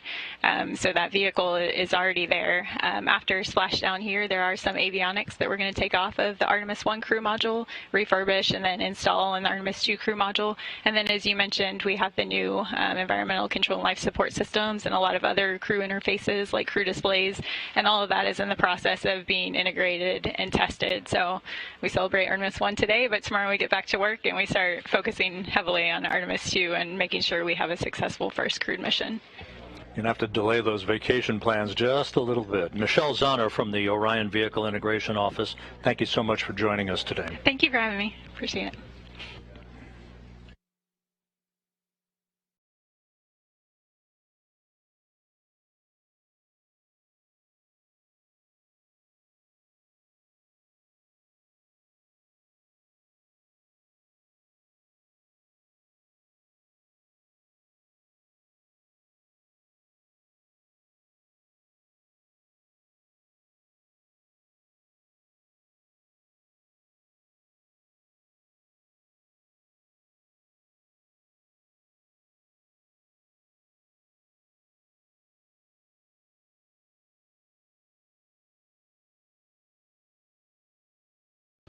Back here in Mission Control, about an hour and 2 minutes now since the splashdown of Orion. Just about 5 nautical miles away from the USS Portland, which is approaching the vehicle, as well as Navy recovery teams. Back on the USS Portland, Daryl Nail from the Kennedy Space Center with the Exploration Ground Systems folks is with Captain John Ryan, the commanding officer of the vessel. Daryl? Thanks, Rob, and Captain John Ryan here. Thanks for making the time to come and join us from off the bridge. Absolutely. Appreciate you being here. So far, this has been pretty amazing in terms of the completion of the mission. From your vantage point, how did you see it, and what are you seeing now? Right now we have the orbital is in the water. Right now we're kind of in that 2 to 3 hour window where NASA and the Navy's EOD teams are conducting some tests. We're getting imagery and data for NASA, which will help support the future astronaut missions. And from perspective, honestly, I think this is one of the coolest things I've ever gotten to do. I've been in the Navy 23 years. I've done a lot of missions and I've been all over the world, but to be part of this NASA mission today is probably one of the coolest things I've ever been part of. That's impressive, and that says a lot. As we look just behind us, Captain Ryan, and we see the operation currently in a moment of pause where they're waiting for the capsule to vent off the rest of its ammonia using its cooling system. We can see the Navy boats in the water. Currently, you've got the ship on a course heading going around this operation. What has been your instruction to your team commanding the ship? So I just basically wanted to keep the ship within visual distance of the orbital and our teams in case they need anything. It also is providing, let's be honest, a lot of people are out here and they're super excited about this. Let's provide visual opportunities for people to get photos and, you know, get their digital part of being the history of this event. So, you know, we've a lot of time and effort and training and years of work went into this. So I want everybody to kind of get their moment, and we're out here getting ready to, you know, we'll be landing the helicopter soon and, you know, just being a part of it. Certainly watching the sailors as it splashed down, they seem to really enjoy the completion of the splashdown part of the mission. You can see they're all smiles, cameras, and so that was good. You provided us with a perfect view of the rest of the operation. I want to talk a little bit about your ship, the USS Portland, and why it was chosen for this particular mission, and what strengths does it bring to this operation? So the USS Portland is one of the newest of the San Antonio class LPDs. So an LPD? Landing platform docking ship. So this type of ship, normally known as an amphibious ship, in most of our missions we'd be working with the Marine Corps to embark their equipment and deliver them to foreign shores. But the capabilities of our ship can also be used, obviously, for missions like this. We have an enormous flight deck with an aviation department that we can land multiple various types of aircraft. We can put, obviously, a number of small boats in the water. And then probably the special feature, which NASA really likes, is we have a well deck, which we can later flood, and we will bring the orbital into the well deck to transport it back to San Diego. Those are some great assets that you bring to the operation, and I also know on the next one, in Artemis 2, it'll be a critical component. The medical facilities that you have on board here, you could take care of somebody with any number of injuries, and in fact, I believe even have surgery if you need it. Yes, we have a tremendous medical capability on board.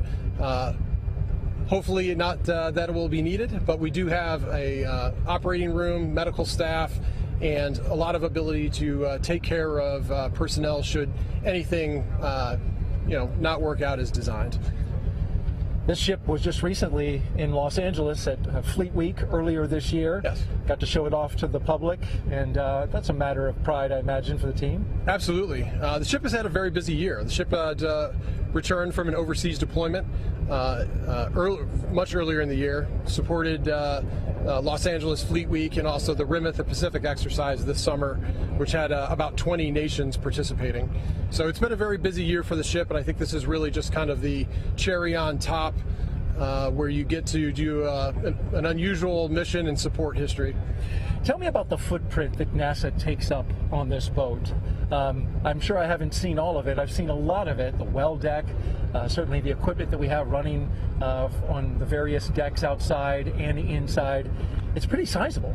Yes, this is a very good sized ship. We have plenty of room. NASA has about 150 engineers and various entities on board, which we have plenty of room for. This ship would normally deploy with upwards of 600 Marines on board, so NASA's footprint really isn't too bad. It's well within our capabilities. Well, there's been plenty of room, and you've been a tremendous host to us, and so thank you, Captain John Ryan, for having us and for successfully bringing us to this part and this moment of the operation. It's been an honor to support the NASA engineers and to be out there and be part of this. Thank you very much. Thank you. Captain John Ryan, the commanding officer of the USS Portland. And as we push out our view here in the Pacific Ocean, just 100 miles off the Baja Peninsula, you can see Orion now as a silhouette, still floating, the Orion Command Module with its CMIS bags. Those are the uprighting bags, fully deployed. It's in a stable condition. And to the right of that, you see the first Navy boat. That's a rigid hull boat. That one is the one that's going to get a little closer and provide a stabilizing tow line once it's been determined that the Navy boats can get a little closer. As we pan just to the right of that, you will see the remaining 4 boats. 2 of those boats are inflatable boats with Navy sailors aboard. Those Navy sailors will put hands on the capsule and secure it with ropes. They will then maneuver to bring that capsule to the rear of the USS Portland. The Portland will then throw out a more than 1,000-foot rope and then several 400-foot ropes. And that long rope will then attach to the capsule. It'll connect up and then begin pulling the Orion in. Now, this is a very complex operation. You think about this. That capsule does not have a keel, so it's a smooth bottom, 16.5 feet in diameter. So when it is pulled, it doesn't track in the water very well. So what has to happen is there are ropes attached to 4 points around the capsule that help stabilize it. Navy sailors, a team on each of the 4 ropes, and then on a 5th rope will be the winch. And that winch will apply enough pressure required, enough pulling force to bring that capsule into the well deck of the ship. At the moment, as we've been telling you, we are currently standing by awaiting ammonia boil-off. This is the coolant that's provided on the Orion capsule. It keeps the astronauts, should there, once they eventually go into the capsule and go on missions to the moon.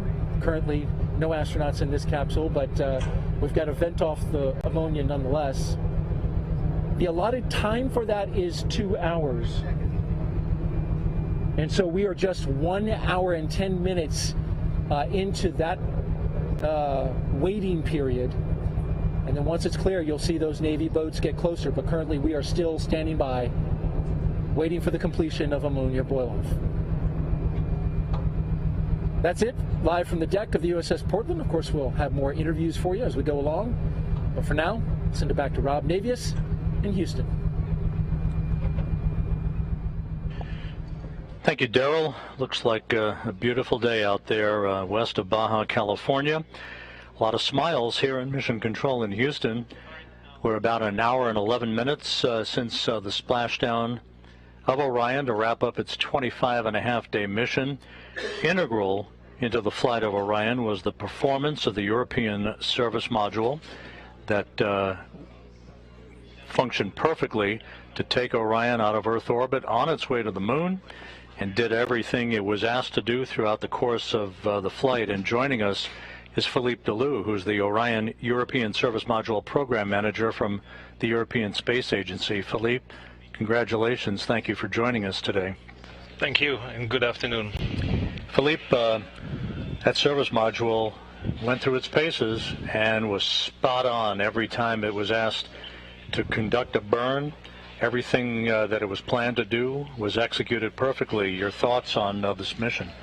Well, I have to say that I'm the happiest man in the world at the moment with the successful performance of the service module. She did what she was supposed to do, and even better. So it's a wonderful mission. I couldn't have dreamt more. Now, the service module for the next flight, in which a crew will be on board, is at the Kennedy Space Center undergoing testing, and it's going to be a while for all of that hardware to come together, but you all are off and running on preparations for the next mission in a couple of years. That's correct, yes. Well, we have already assembled the service module back in Europe and delivered it. Now it's being integrated with the crew module in Kennedy, and that's, if I don't mistake, should happen in the next summer. Philippe, the work that the service module did, obviously invaluable. You can't conduct this mission without the work of the European service module. What kind of process was involved in getting to the point where the design of this mission the requirements that the service module was asked to perform, and then ultimately conducted over the last 4 weeks. How did this evolution of this mission unfold for you and your team? Well, this is a story that started quite a long time ago, in 2011, when there was a decision that the crew module would be built by Europe. So there's been a long process into setting up the requirements, proposing a design, discussing the design, also involving NASA, and agreeing on what should be the final design, take up the challenges which are associated with the design, eventually built the hardware, integrated, and then preparing for the mission. So this has been a long way and a lot of work by the European Space Agency and the European industry. And you know, down the hall where the International Space Station is controlled out of, ESA is a frequent flyer to the International Space Station, and the international partnership, of which ESA is such a critical contributor, is so valuable to human spaceflight now and in the years ahead. Talk a little bit about that. That's clear. I mean, going to explore deep space is a challenge, is a big challenge. And we need all the excellence over the world in order to tackle that challenge and make it sustainable. Going there once, yes, is doable, but in order to go there on a regular basis and for a sustainable exploration of what is out there, first on the moon, then Mars, and then beyond, this will require all the forces and skills of the engineer around the world, and that's with ESA and NASA. We have started that process with the Artemis program. Philippe Delou, a little moment perhaps to sample some bubbly to celebrate this moment, but a lot of hard work ahead, and thank you so much for being with us today. You're welcome. It was my pleasure. Philippe Delou, the European Service Module Program Manager, joining us here in Mission Control. Thank you, Philippe. You're welcome.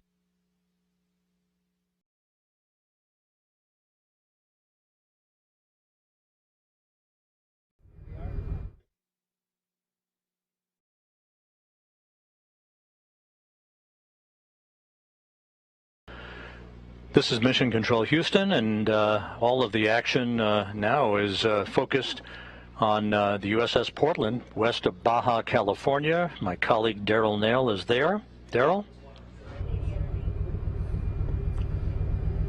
Rob, thank you. Yep, we're here on the deck of the USS Portland, just 100 miles off the coast of Baja, Mexico, and I'm joined by Valerie Vinciullo. She is the General Dynamics Applied Physical Sciences Senior Engineer. Thanks for being here. Yes, of course. Great. So Valerie has some fresh information and analysis that she's been doing as it pertains to this operation, bringing the Orion command module into the well deck of the USS Portland. And so she has been looking at the wave heights with a system that you use, and tell me, you've just now analyzed the sea heights. What kind of sea heights are we dealing with, and what does that mean for the recovery of the Orion capsule out there in the ocean right now? Yes, so we have two wave monitoring systems, two radars on board the ship. So we're monitoring the waves, measuring the Doppler velocity of the waves in the vicinity of the ship. So from that, we're able to get the significant wave height and where the direction of the waves are coming from along with the period. So right now we're seeing about 4 to 5 feet of waves at about 13 seconds from north-northwest. So with that information, we're able to provide a recovery heading for the ship that'll optimize, minimizing the motion in the well deck. So we're really trying to minimize that sloshing and bore wave in the well deck. And that's a key point right there, Valerie. Of course, as I don't know if you could tell at home, but we're on the ship deck leaning back and forth to those 4 to 5 foot waves that we're dealing with out there in the ocean right now. So imagine Orion bobbing out there in the ocean, coming into a well deck where those waves come into the well deck. So what has been your recommendation to the team about how to deal with these waves as they bring that capsule close? Right, so right now we're recommending a recovery course of 320 to kind of mitigate that motion. So we're kind of looking at the roll of the ship to minimize that sloshing wave, and the course of 320 is looking like the best for that recovery. That will give us a little bit of a bore wave that we're going to experience, but it's something that we think we can deal with, and we're looking forward to the recovery. This is important because, of course, inside the well deck, I've heard it explained that once those waves come in, and then the ship, as it's moving about, creates a big wave pool inside. Yes, yeah. That's not good for a spacecraft that you're trying to stabilize. No, you don't. You really want to minimize those missions to the best of our ability, and in doing so, we're just looking at everything out there, all the waves, what we're dealing with, and we have hydrodynamic ship models of the ship and of the well deck. So we're running through all of our models live, taking the live radar data, and just trying to provide the best information available here. And so when they have that information, what is your role after you've given it? Do you continue to monitor? Are you Yes, we're constantly monitoring and running the system. We're always recording data to analyze later, so constantly doing that. And we'll provide little tweaks and updates, as we get closer. But once they've started flooding, we're really on that course. So we'll just keep monitoring what's going on. Those two radars on the ship, where are they located and what frequency are they using? So they're located on the 05, and it's an X-band radar, and over here on the 04, so we have two, and that gives us, putting them both together, gives us a full 360 degrees, which is what you want. You want to be able to see all the waves around the ship, and they're actually an X-band radar that's been vertically polarized, so we can see the Doppler velocity as it's coming in to calculate that wave height and the swells and the wind waves in the direction they're coming in. That's high-tech stuff. I mean, it's, you've got Doppler radar. Many people may be familiar with how that helps with weather, telling our audience and weather people where the weather is, where the storm clouds are, but it literally can map out in 3 dimensions the waves around the ship. Yes, yeah, so we're looking, a lot of X-band radars, they're looking for targets, right? Another ship, avoidance, but we've polarized our radars to try to look at the waves, and just what other people might consider noise is what we want to capture. That's interesting. It's just the opposite of what it's typically used for. Yep. Well, Valerie, last question I want to ask you. You've been on the ship since we departed San Diego on Wednesday. Yes. It's been a long journey to get to this point, this weather alternate spot where the seas are much lower. They're now 12 feet or so off of San Diego, so this is certainly something you probably appreciate. Yes, yes. But let me ask you about that operation and looking out there and seeing that space capsule in the water. What was like that for you watching? Oh my gosh, it was amazing. It's something I will probably remember the rest of my life. Hearing that sonic boom and then seeing the chutes, oh my gosh, it was incredible. Valerie Minchulo, thank you so much for joining us. Yeah, thank you for having me here. All right, Rob, we'll send it back to you. Thanks, Daryl. The work continues out in the Pacific, where you have the Orion spacecraft with all 5 of its uprighting system bags fully inflated, following its splashdown 1 hour, 21 minutes ago at 11:40 a.m. Central Time, 9:40 a.m. Pacific Time, to wrap up a mission of 1.4 million miles that spanned 25 and a half days, a mission that saw the vehicle launch from the Kennedy Space Center atop the Space Launch System, the maiden flight of the world's most powerful rocket. An hour and a half after launch, Orion was sent out of Earth orbit in its translunar injection to begin a voyage out to what is called a distant retrograde orbit, a highly elliptical racetrack-shaped orbit that enabled Orion to be put through its paces for almost a month, gathering all the data that it needed and that the Orion program and mission managers had hoped for, and more. All of the engineering data that will set the tone and answer a lot of the questions that will pave the way for the Artemis II mission, in which a crew will be placed on board the vehicle in a couple of years for a orbital mission around the moon, again in a highly elliptical orbit, a mission that would be about 10 days in length or so. That crew yet to be named, but the pace will pick up after the first of the year in fairly dramatic fashion as the work continues to prepare the Space Launch System, the next Space Launch System rocket, and the Artemis II Orion vehicle to support a crew during its mission around the moon and back to Earth. In the meantime, a number of test objectives are still underway for the vehicle, most notably characterizing the thermal environment of the Orion spacecraft itself. Orion endured temperatures of up to 5,000 degrees Fahrenheit during its high-speed entry out of lunar orbit and back into the Earth's atmosphere, where it slammed into the atmosphere at 25 times the speed of sound, and then underwent a skip entry maneuver, basically skipping into the atmosphere, then dipping back out of the atmosphere again, and then back into the atmosphere to bleed off excess energy. An important maneuver that was designed and executed to perfection to bleed off excess inertia and to gain data on how we can better bring in multiple splashdown sites if required in the Pacific for future crewed missions. All of the chutes were deployed in good shape. The three main chutes deployed as planned. They reefed to their full extent, and Orion gently splashed down. After entering the Earth's atmosphere at 25 times the speed of sound, it splashed down at a meager velocity of just 19 miles an hour. Very gentle splashdown velocity had a crew been on board. And here's a replay of the final seconds for Orion as it descended below a deck of clouds at about 1,700 feet of scattered clouds. That was the final deck. The Spaceflight Meteorology Group had forecast very benign conditions for Orion. It did play out exactly that way as Orion touched down at 11:40 a.m. Central Time, 9:40 a.m. Pacific Time. And there was splashdown. The chutes were cut automatically.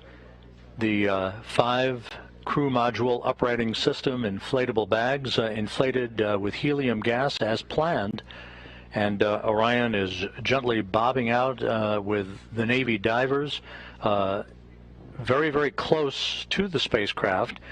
It's going to take several hours for them to hook up the equipment that they need to haul the vehicle into the well deck of the USS Portland and to bring it back to port.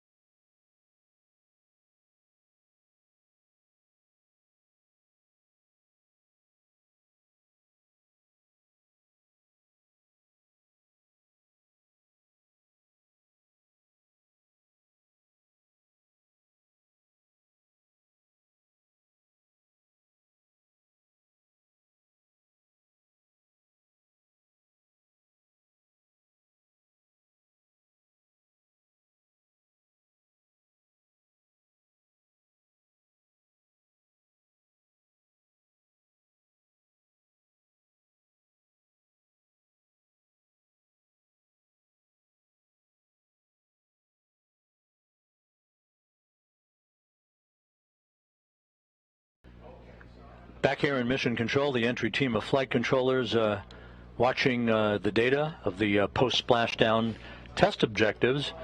in which data is being acquired on the thermal characteristics of Orion. There'll be a restart of the ammonia boiler system to gain data on long range and extra cooling for the vehicle that will be in the offing when a crew gets on board. We'll be talking more about the crew aspect of what lies ahead a couple of years from now, a short time from now. But now it is time to go back to what is a very busy place on the USS Portland, and my colleague Daryl Nail. Daryl? Thanks, Rob. Yep, I'm here with Cody Kelly, who is the National Affairs Manager in the Search and Rescue Office at NASA. In terms of your job, we had good visual today of the capsule coming down. We clearly have the visual right now. We can see it in the water. Yes, sir. We know where it is. But that might not always be the case. The capsule may be beyond our visual sight, as well as in Artemis 2, the astronauts. Tell me about what your role is and how you help find out where they are in a situation like that. Yes, sir. My name again, Mike Cody Kelly. I work in our SAR mission office. Basically, we work with all of our federal and international partners to ensure that our spacecraft are interoperable with the Search and Rescue Satellite Aided Tracking System, or the SARSAT system. So today for Artemis 1, we tested out the vehicle tri-band beacon, which was using swept tones for the helicopters that are flying around behind us to be able to locate that spacecraft in kind of what we call the terminal area, which is within about a 1 nautical mile where you can get visuals, as well as the 406 megahertz beacons that were on the capsule, as well as what the astronauts are going to wear in Artemis 2. We were using what's called the SAR Intelligent Terminal, or the SAINT application, which is a system that ties into our ground station at the Goddard Space Flight Center to pull in all of the data from these beacons so that we can see them anywhere in the world. And that's incredibly important, especially when we have crewed missions where we, if we had some kind of emergency abort or some kind of landing, we'd have to be able to get data to our DoD partners extremely fast, even if they're landing internationally.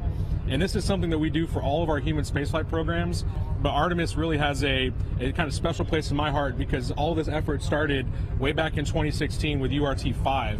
So we actually demonstrated some of our advanced technologies on URT-5 and slowly was able to be integrated with the landing and recovery team to provide them that key data on the day of landing and if there was any kind of emergency.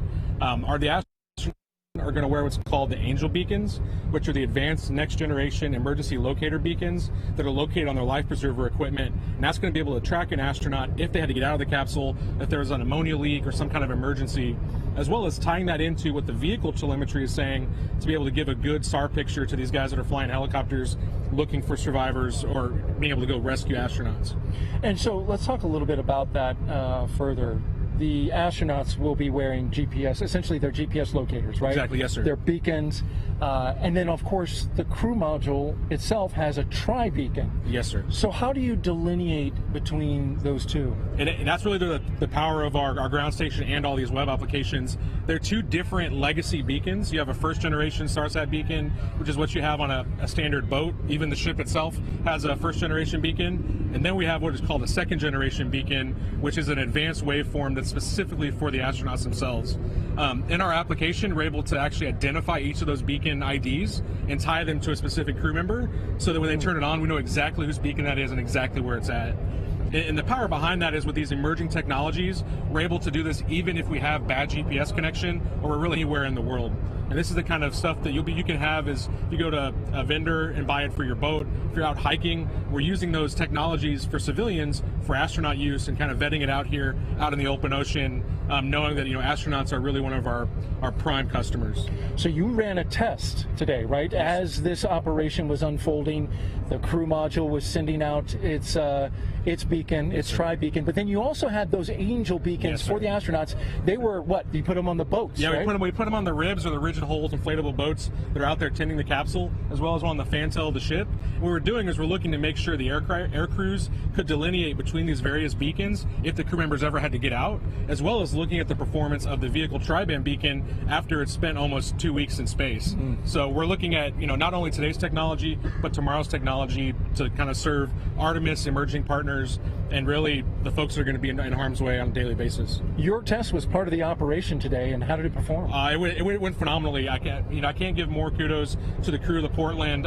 First Air Force Det 3 setting that all up with the Navy, the Air Force, as well as some of our national international partners in the U.S. StarSat program that made this all happen. So it was really a team effort, and it went flawlessly, just like this mission. So I couldn't be more happy. And you could clearly identify the capsule and the 2 Angel beacons. I mean, it was clear as day. It was clear as day, and we've been working on this application for over 2 years with this mission in mind, and it executed flawlessly. And the coders and developers at Goddard Space Flight Center did a phenomenal job being able to get this ready on time, on mission, and on location. Cody Kelly, Manager of National Affairs, Search and Rescue Office at NASA. Thank you very much for joining us. Thank you. Rob, we'll send it back to you. Thanks, Daryl. Great job out there, by the way, throughout the course of the day. A great view of Orion as it sits passively in the fairly calm waters of the Pacific, west of Baja, California. With me here, sitting very calmly, veteran astronaut Randy Bresnik. Randy, thanks for joining us today. You have been an integral part of the preparation of not only this mission, but all of the astronaut office activities associated with requirements that will ultimately lead to putting a crew on the next vehicle that will orbit the moon in 2 years. What did you see today that A, thrilled you, and B, was most important for you to see as a result of all the work that has gone in to make this mission possible? That is a great question, Rob, and thanks for letting me come join you guys this morning. Certainly watching the team throughout the past 26 days was certainly the culmination of seeing that and walking in here and see this team be able to see the fruits of their labors. Seeing that we have a launch platform that was nearly flawless, practically flawless, getting our Orion uphill, and then having our service module, give us power and the flight control and the burns that all went off so well with so small residuals that we hardly had to do any trimming. And it was then great to see all the cameras that we put on that vehicle to bring everybody along on the mission. And put selfie is a word that we use now in spaceflight, and Artemis 1 getting the selfies while we were up there. And then certainly everyone holding their breath as we did the burns to get into the distant retrograde orbit and then get out of the distant retrograde orbit and then be able to make the trim burns to be able to get right, hit entry interface as accurately as we did here. See the service module separate, which is another big milestone, and then see the last few minutes of flight with Orion flying on its own for the very first time. And then see how well it controlled itself and how the forward big cover came off on time, the drogues came out, slowed it down, mains came out, and we landed, 2.5 miles from the, pinpoint bullseye, and we had expected maybe, 5.5 miles. So it was awesome to see all of that, and that whole collection is what gives us confidence for the next time. All of these things that were individually areas of concern have now been proven in flight. We've talked often during the course of the broadcast today about the fact that this is the 50th anniversary of Apollo 17's landing on the moon. Gene Cernan, Jack Schmitt, past his prologue, as they say. And now, from an astronaut office perspective, as you look down the road over the next 2 years, a lot of work to do, but certainly a leg up on what we think will be a launch in the 2024 timeframe. Absolutely. The post-flight data reduction and everything else will be amazing to see in the next few weeks and months. But starting next week, we're right into Artemis 2 continuum processing. We got Artemis 2 crew module and service module sitting there at KSC right now, going through its final, their final assembly, and then we have to do the verification, validation, test out, and make sure everything's working. And things like systems like the Eclipse system, which we didn't have on this, and so the first time that we're flying with that system will be when crew are on board, and so that'll be a really important, thorough checkout here on the deck. Certainly, in the next quarter, ideally assigning the crew to it, so then we can start building their spacesuits, getting them involved in training, and getting them ready to go in that 2-year mark. And hopefully, we will either meet or beat that 2-year mark. And so that'll be exciting to see if we can move that fast to continue the momentum that we got from this flight. And an interesting flight design for Artemis 2, where another highly elliptical orbit around the moon. This is not like your father's Apollo 8, where we simply orbited almost at an equatorial nature. But we're going to be chasing the interim cryogenic propulsion stage as well. Yeah, certainly. When you look at how bold Apollo was, we had never been to the moon. We didn't know we could do it. We planned on having Apollo 7, and we flew that crew module in low Earth orbit. And then Apollo 8, we launched it around the moon and it stunned the world and, proved to ourselves, that we could do this. Well, guess what? We're doing that in one mission on Artemis 2. We're doing Apollo 7 and 8 combined. So that is a bold statement and audacious goal for NASA to set. And like you said, the highly elliptical orbit that we launch of in here on Earth, so we can launch out, get into a 24-hour orbit to check out that environmental and life control system, such that we know that we can breathe. We know that the cooling works. We know that all the systems work. Scrub the CO2, take out the humidity, to try the exercise device. So we know that by the time we end that period and we do the translunar injection burn, we know that we're good to go for the next 9 days to be able to get around the moon and come on back. All of that just buying down risk, proving out the systems, so that when we go to Artemis 3, we combine not only Apollo 9, which is the first flight of the LEM in low Earth orbit, Apollo 10, which took the LEM to lunar orbit and flew down near to the surface, then came back, and Apollo 11 landing. We do all those 3 of those missions in one.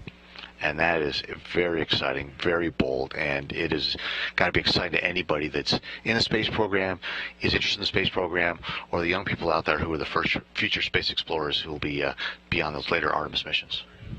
Final question, Randy. Space is no stranger to you. You've spent quite a bit of time, shuttle flight, long-duration mission on the International Space Station. But if there was a singular image from the last 25 and a half days that sticks with you, that drove it home, that we were going well beyond the Earth, what would that be? It would certainly be the missions where we were on the far part, where we were 268,000 miles away from Earth, and you saw Earth rise over the moon, and thinking that the next time we take those pictures, that could be with somebody behind the back of the camera, not the vehicle taking it himself. It's going to be an interesting couple of years, a very exciting couple of years, and Randy Bresnik, thanks for joining us today. Appreciate it. All right, thank you, and congratulations to our Artemis team everywhere all over the world. They deserve a very well-deserved day off after this mission, but certainly looking forward to the next 2 years where we are able to take that and capitalize on it, and, as we say, wash, rinse, repeat. Copy that. Thank you, Randy. Appreciate it. Randy Bresnik with us here in Mission Control. It's been about an hour and 40 minutes since Orion Splashdown. We're continuing out in the Pacific to secure the spacecraft and ultimately get it into the well deck of the USS Portland.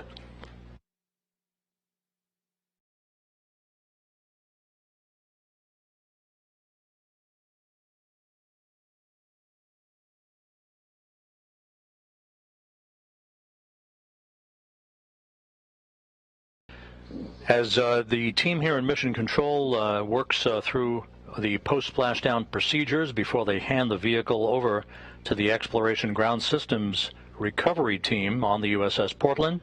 Again, let's go back out west of here to west of Baja, California, where Daryl Nail is standing by on the deck of the USS Portland. Daryl? And it's simply beautiful out here, Rob, and we've got a perfect view, a front row seat to the Orion Splashdown. I want to give you a quick update on the recovery operations. Recovery Director Melissa Jones has decided to go the full 2-hour waiting period for ammonia boil-off, and so that's going to put us at 11:40 a.m. Pacific time for the boats to then close in and get next to the spacecraft and begin sniffing it for any hazardous gases. You can see it just right off the port side of the USS Portland, still in the water. The Navy boats off to the left, they're standing by for that moment, which is in just about 18 minutes from now. They're going to go in and start that procedure. Both helicopters, though, are back on the flight deck as well. Those assets have completed their part of the job. I want to bring in now Jeremy Vanderkam. This is a special individual. Well, of course, everybody's special, but when it comes to the heat shield, this is something you know well. You are the Deputy Thermal Protection System Manager for the Orion program. Your team designed the heat shield, tested it, and have been basically there from the start of this. And so I want to ask you, this, of course, has been the primary objective of this test flight. That's right. Testing the very component, the heat shield, that you and your team helped design. And so I want to ask you, first of all, how much do you just want to get out there and take a look at that heat shield, which is right behind you? I can't wait. Yeah. I tried to convince lots of people to let me in the small boats. Didn't happen, but that's okay. We'll be doing our inspections once we get hard down in the well deck later this afternoon, and we'll get a good look at how we did. Do you have any early information from the imagery that has been taken thus far? Not a lot so far. We've been, looking at the capsule as it floats in the water through our binoculars and whatnot. Everything looks great, exactly as we expected it so far. But yeah, we'll get the details going here in a few hours. So tell me about this particular heat shield. It is different and also similar in ways to previous heat shields. Tell me about it. How does it work? Yeah, so this is the largest ablative heat shield that humans have ever devised for a spacecraft devised to take humans farther away from our home planet than ever. So what we did is we combined some older technology. We actually resurrected a material system from the Apollo program called AVCOAT, and we modified the way that it's applied to our vehicle for Orion in a more programmatically modern way, if you will. So the way that we do it now is you got a piece of I have a sample here, a test sample. So the brown material in the middle here is our AVCOAT material, and we make it in blocks, and we bond those blocks to the base of the Orion spacecraft onto the heat shield there. It looks like wood. Yeah, it does. It does look like wood. It's not. I can assure you. Yeah. And then there are seams between those blocks, which is the red element that you see here. And in this test sample, we've actually applied heat in our test facilities at Ames Research Center in Mountain View, California, to simulate the heat of reentry, to char the surface just as it is on the base of the spacecraft right now. And then what we'll do is when we get the spacecraft back in, we'll go and look at how that heat shield works compared to our test results. And that'll allow us to certify then the heat shield for Artemis 2. You've done a lot of testing on this heat shield, but you were telling me that no matter how much you test it, you can't duplicate what it just went through. That's correct. Yeah, what I'm holding here is about the largest size thing that we can test. And obviously the 5-meter Orion heat shield is much larger, so we have a lot of extrapolation for scale that we have to do. And similarly, our test facilities can't reach the combination of heat flux, pressure, shear stresses, etc., that an actual entering spacecraft does. So we're always having to wait for that flight test to get the final certification that our system is good to go. So I'll trade you props here and let you hold the actual Orion. And tell me, you said you've used binoculars, you've sighted the spacecraft. One side of it, I guess, gets a little more charred than the other. What have you seen? Yeah, so far it's actually looking like we expected. Sunward side is the hot side of the vehicle. And so we can see that, for example, the thermal control tape that we put on the exterior of the vehicle, all that shininess that we saw pre-launch is basically gone on the windward side, as expected. And then on the leeward side, where the windows are, I'm seeing a fair amount of tape remaining, as expected. So our heating predictions, how that the heat contours over the vehicle were predicted to be, looks like that's how they were. So, so far, so good. Jeremy Vanderkam, thank you so much for joining us. He is the Deputy Thermal Protection System Manager for the Orion program, and I know you're anxious to get that capsule in this well deck so you can get your eyes on it. Yep, I'm ready. Good luck the rest of the way, Jeremy. All right, thank you. All right, we'll send it back to you, Rob.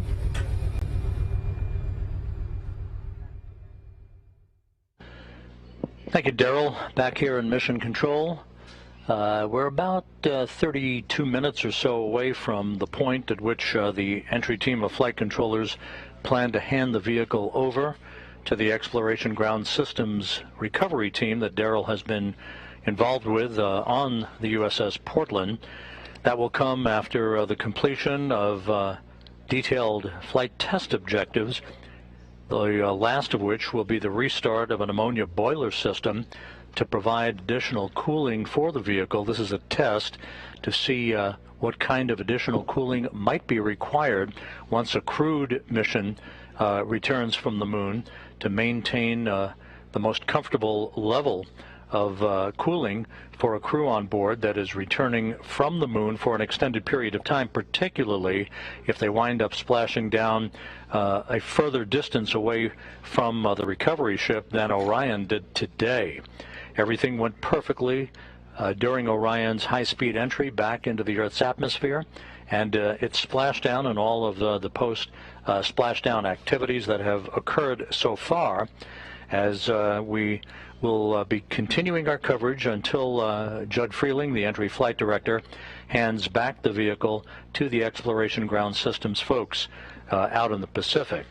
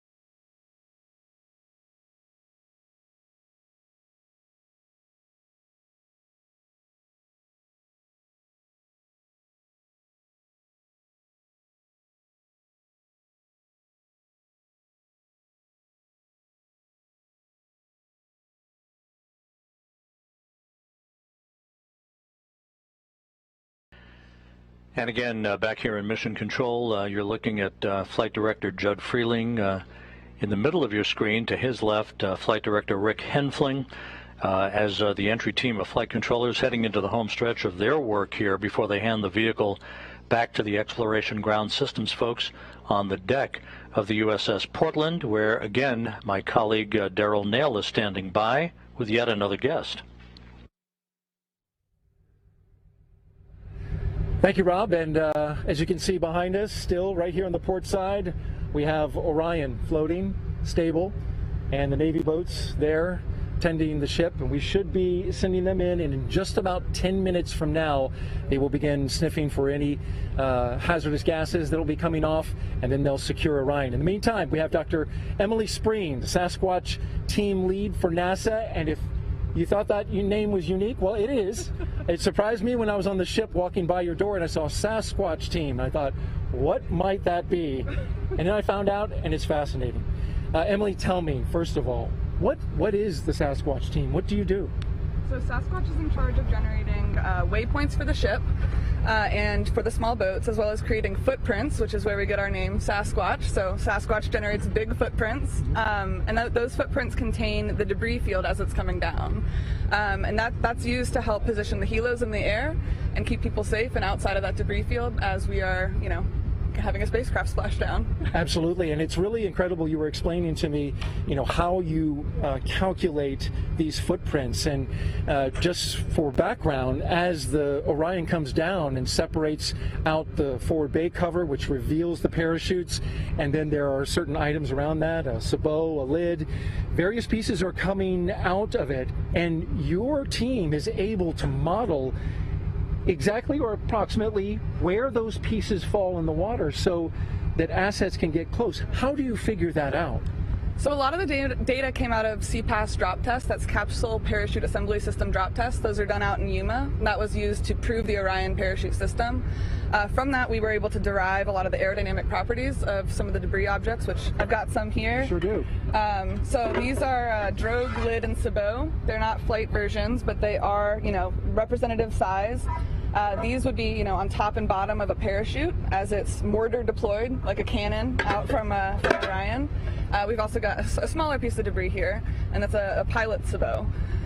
So essentially, at the drop tests, we were able to, really hammer down what those different aerodynamic properties are using rate of descent and then where those things touch down in Yuma. And we're able to use that in our model here for actual Artemis 1 operations. And as I understand it, there are 26 pieces of debris, right, that came out from, the separation of the forward bay cover and the parachutes, and you model every single one of those 26 pieces? They're modeled as a group, so, we've got a group of lids, that come off at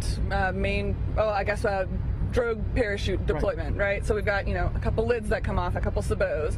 And so we say, the lids and sabots, they'll be in this footprint as that footprint descends and then goes into the ocean.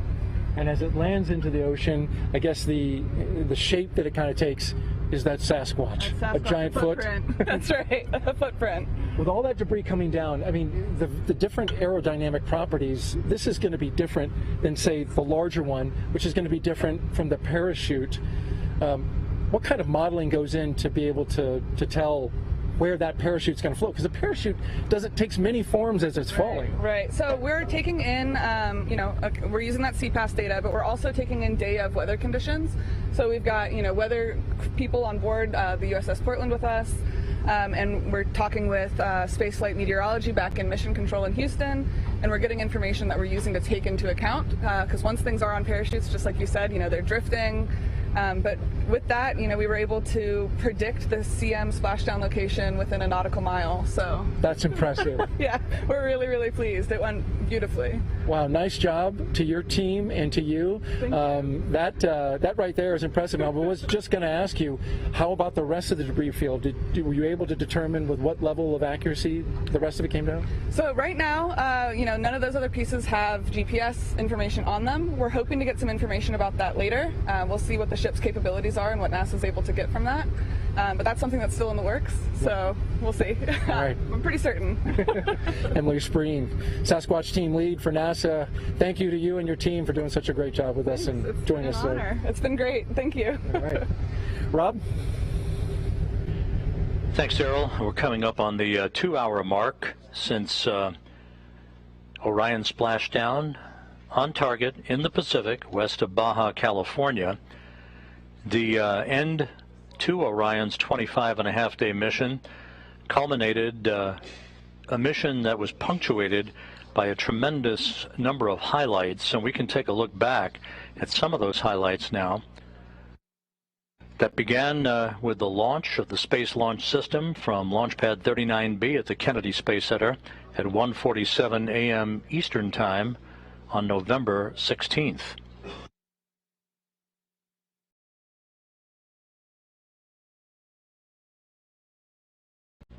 The Space Launch System lifted off, conducted a roll program to place itself on the proper azimuth and the proper trajectory to enter a orbit of the Earth.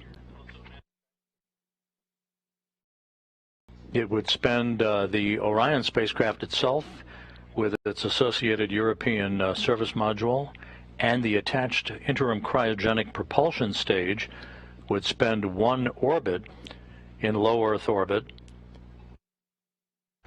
And there is the separation of the core stage. The vehicle conducted a translunar injection burn that enabled Orion to break out of low Earth orbit and begin its trajectory toward the moon, and the elliptical orbit, the highly elliptical orbit, called the distant retrograde orbit, that provided the time that was required for Orion to acquire data on the space environment and the time required for engineers to test all of its systems and collect as much data as possible in this first test flight that would precede placing a crew on board an Orion spacecraft 2 years from now. This dramatic video of the Earth-Moon transit that took place showed and punctuated the fact that we were pressing away from our home planet to a distance of some 268,000 miles away from Earth, further than any human-rated spacecraft had ever traveled, for a spacecraft designed to return humans to Earth, eclipsing the mark set by the Apollo 13 vehicle back in 1970.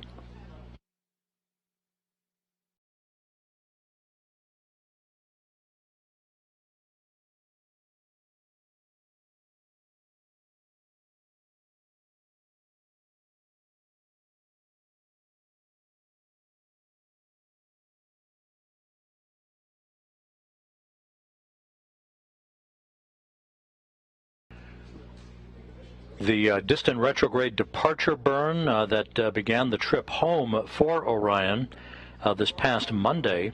You can see the effect of that engine firing on the solar arrays on Orion's service module. That, in effect, was what amounted to a deorbit burn of sorts that placed Orion on a trajectory to return to Earth, which it did today with a splashdown 1 hour and 58 minutes ago.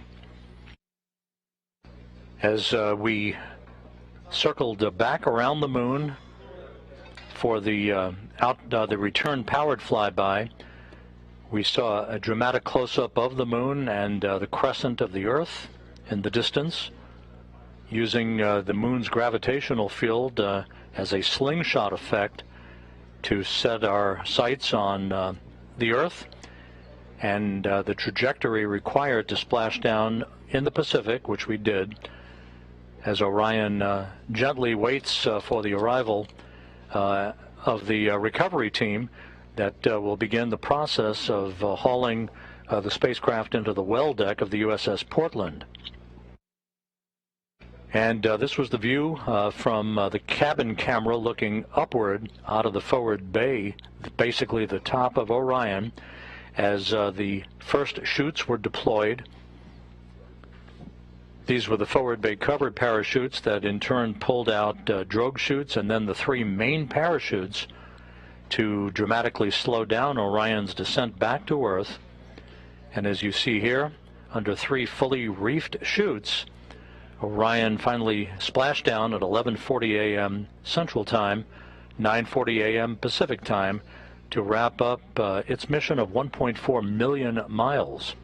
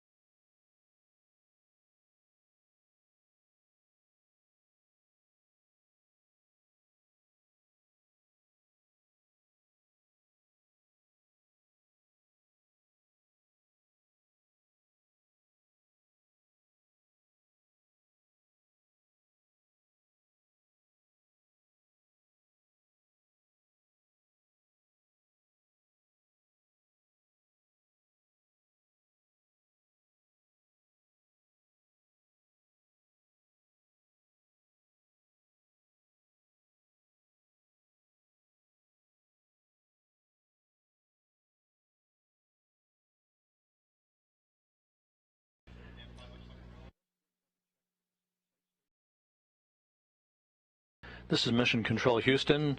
Flight controllers here reporting back to Flight Director Judd Freeling that they have begun the power down of Orion's systems, with everything looking good and data having been acquired.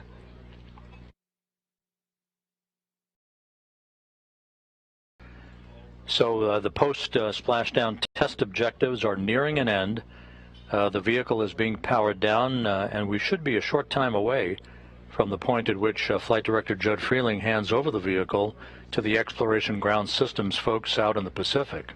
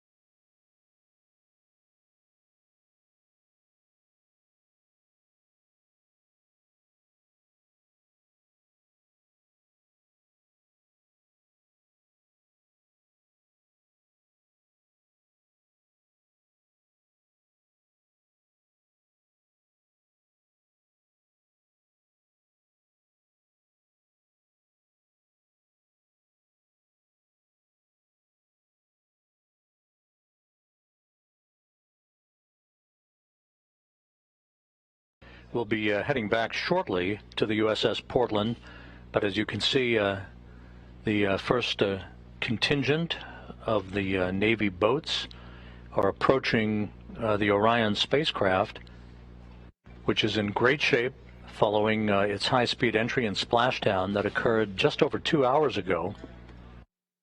We're just minutes away from handing over the vehicle to the Exploration Ground Systems folks.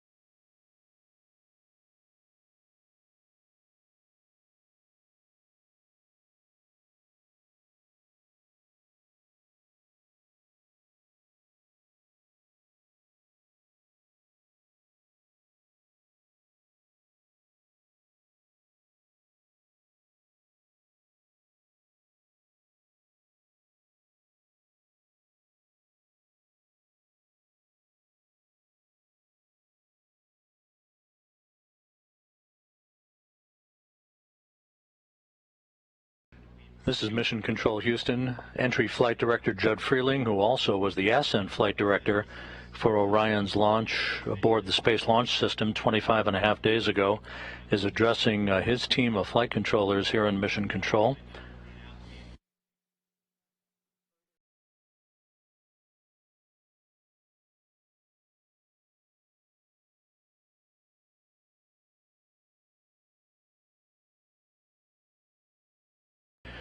With that, Judd Freeling has handed over the Orion vehicle to a round of applause. The vehicle has now been handed over to the Exploration Ground Systems folks out in the Pacific, where my colleague Daryl Nail is standing by with members of the Navy helicopter team that saw Orion up close and personal about 2 hours ago. Daryl? That's right, Robin. They were the first to see it. They picked up the heat signature as it came above the horizon, and they were the first to have a close-up look of the Orion crew module as it was in the water. I have with me, as you mentioned, 3 Navy pilots with the HSC-23 squadron in the Navy. They were flying the MH-60s, the Nighthawk helicopters. I've got Jacob Naylor, Jackson Cotney, and Gabe Weigelt. Thank you all for being here, and it's great to have you. Thanks for having us. Yeah, thank you. Well, tell me, first of all, this operation, for those who were watching earlier on, we saw your helicopters going around the area almost immediately after splashdown. Tell me about how you're able to do that and then what unfolded for your mission. Yeah, so basically we have a FLIR camera mounted on the front of the helicopter and about 7 NASA personnel in the back. So while they're riding in the back, they're giving us azimuth and elevation angles to take a look at, and basically right away, even earlier than we expected, we picked up the capsule coming in. And so us 3 were the backup aircraft pilots, but we did hear it come over the radio that they had it captured right away.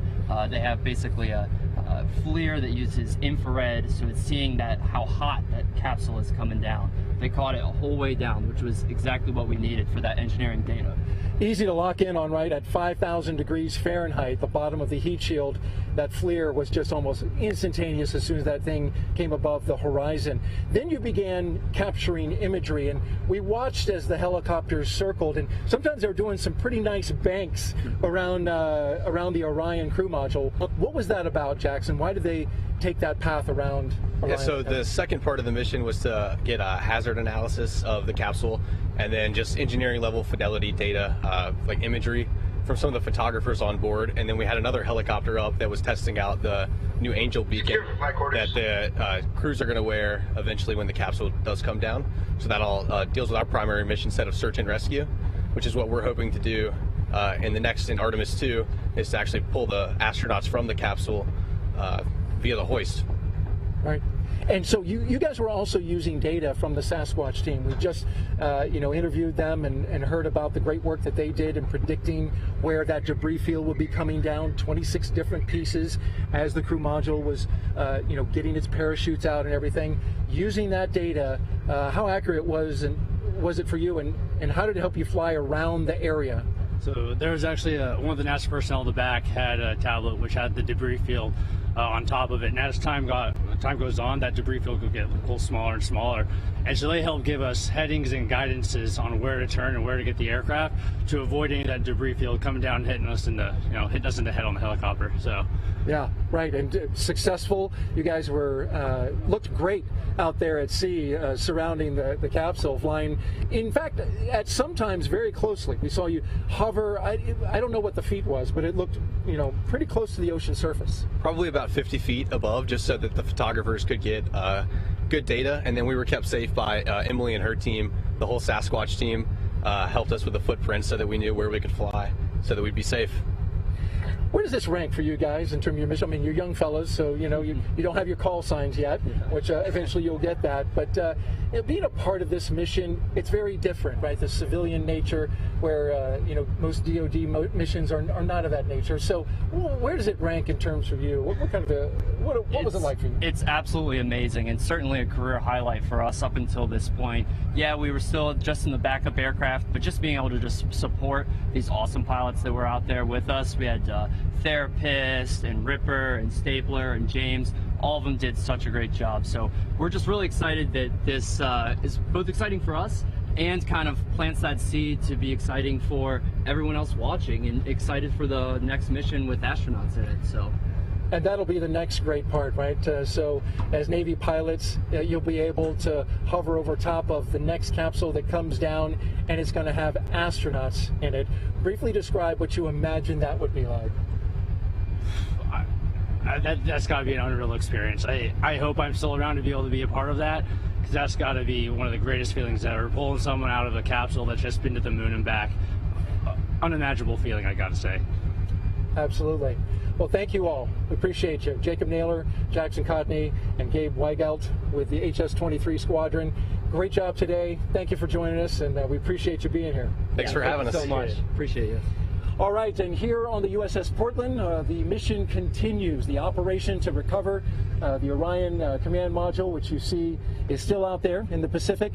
We're awaiting the Navy boats to get a little closer to begin their operations and sniffing out hazardous gases and making sure that they are able to connect up to that capsule and tow it back inside the USS Portland, our Navy ship on scene here.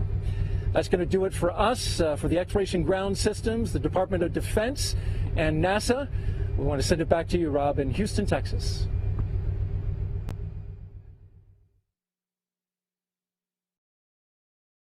Thank you, Daryl, and magnificent job out there on the USS Portland, and the work is just beginning out there, as you heard. Here in Mission Control, the work is over for the entry team of flight controllers who have handed the vehicle over to the Exploration Ground Systems folks out in the Pacific, with the power down of Orion having been completed.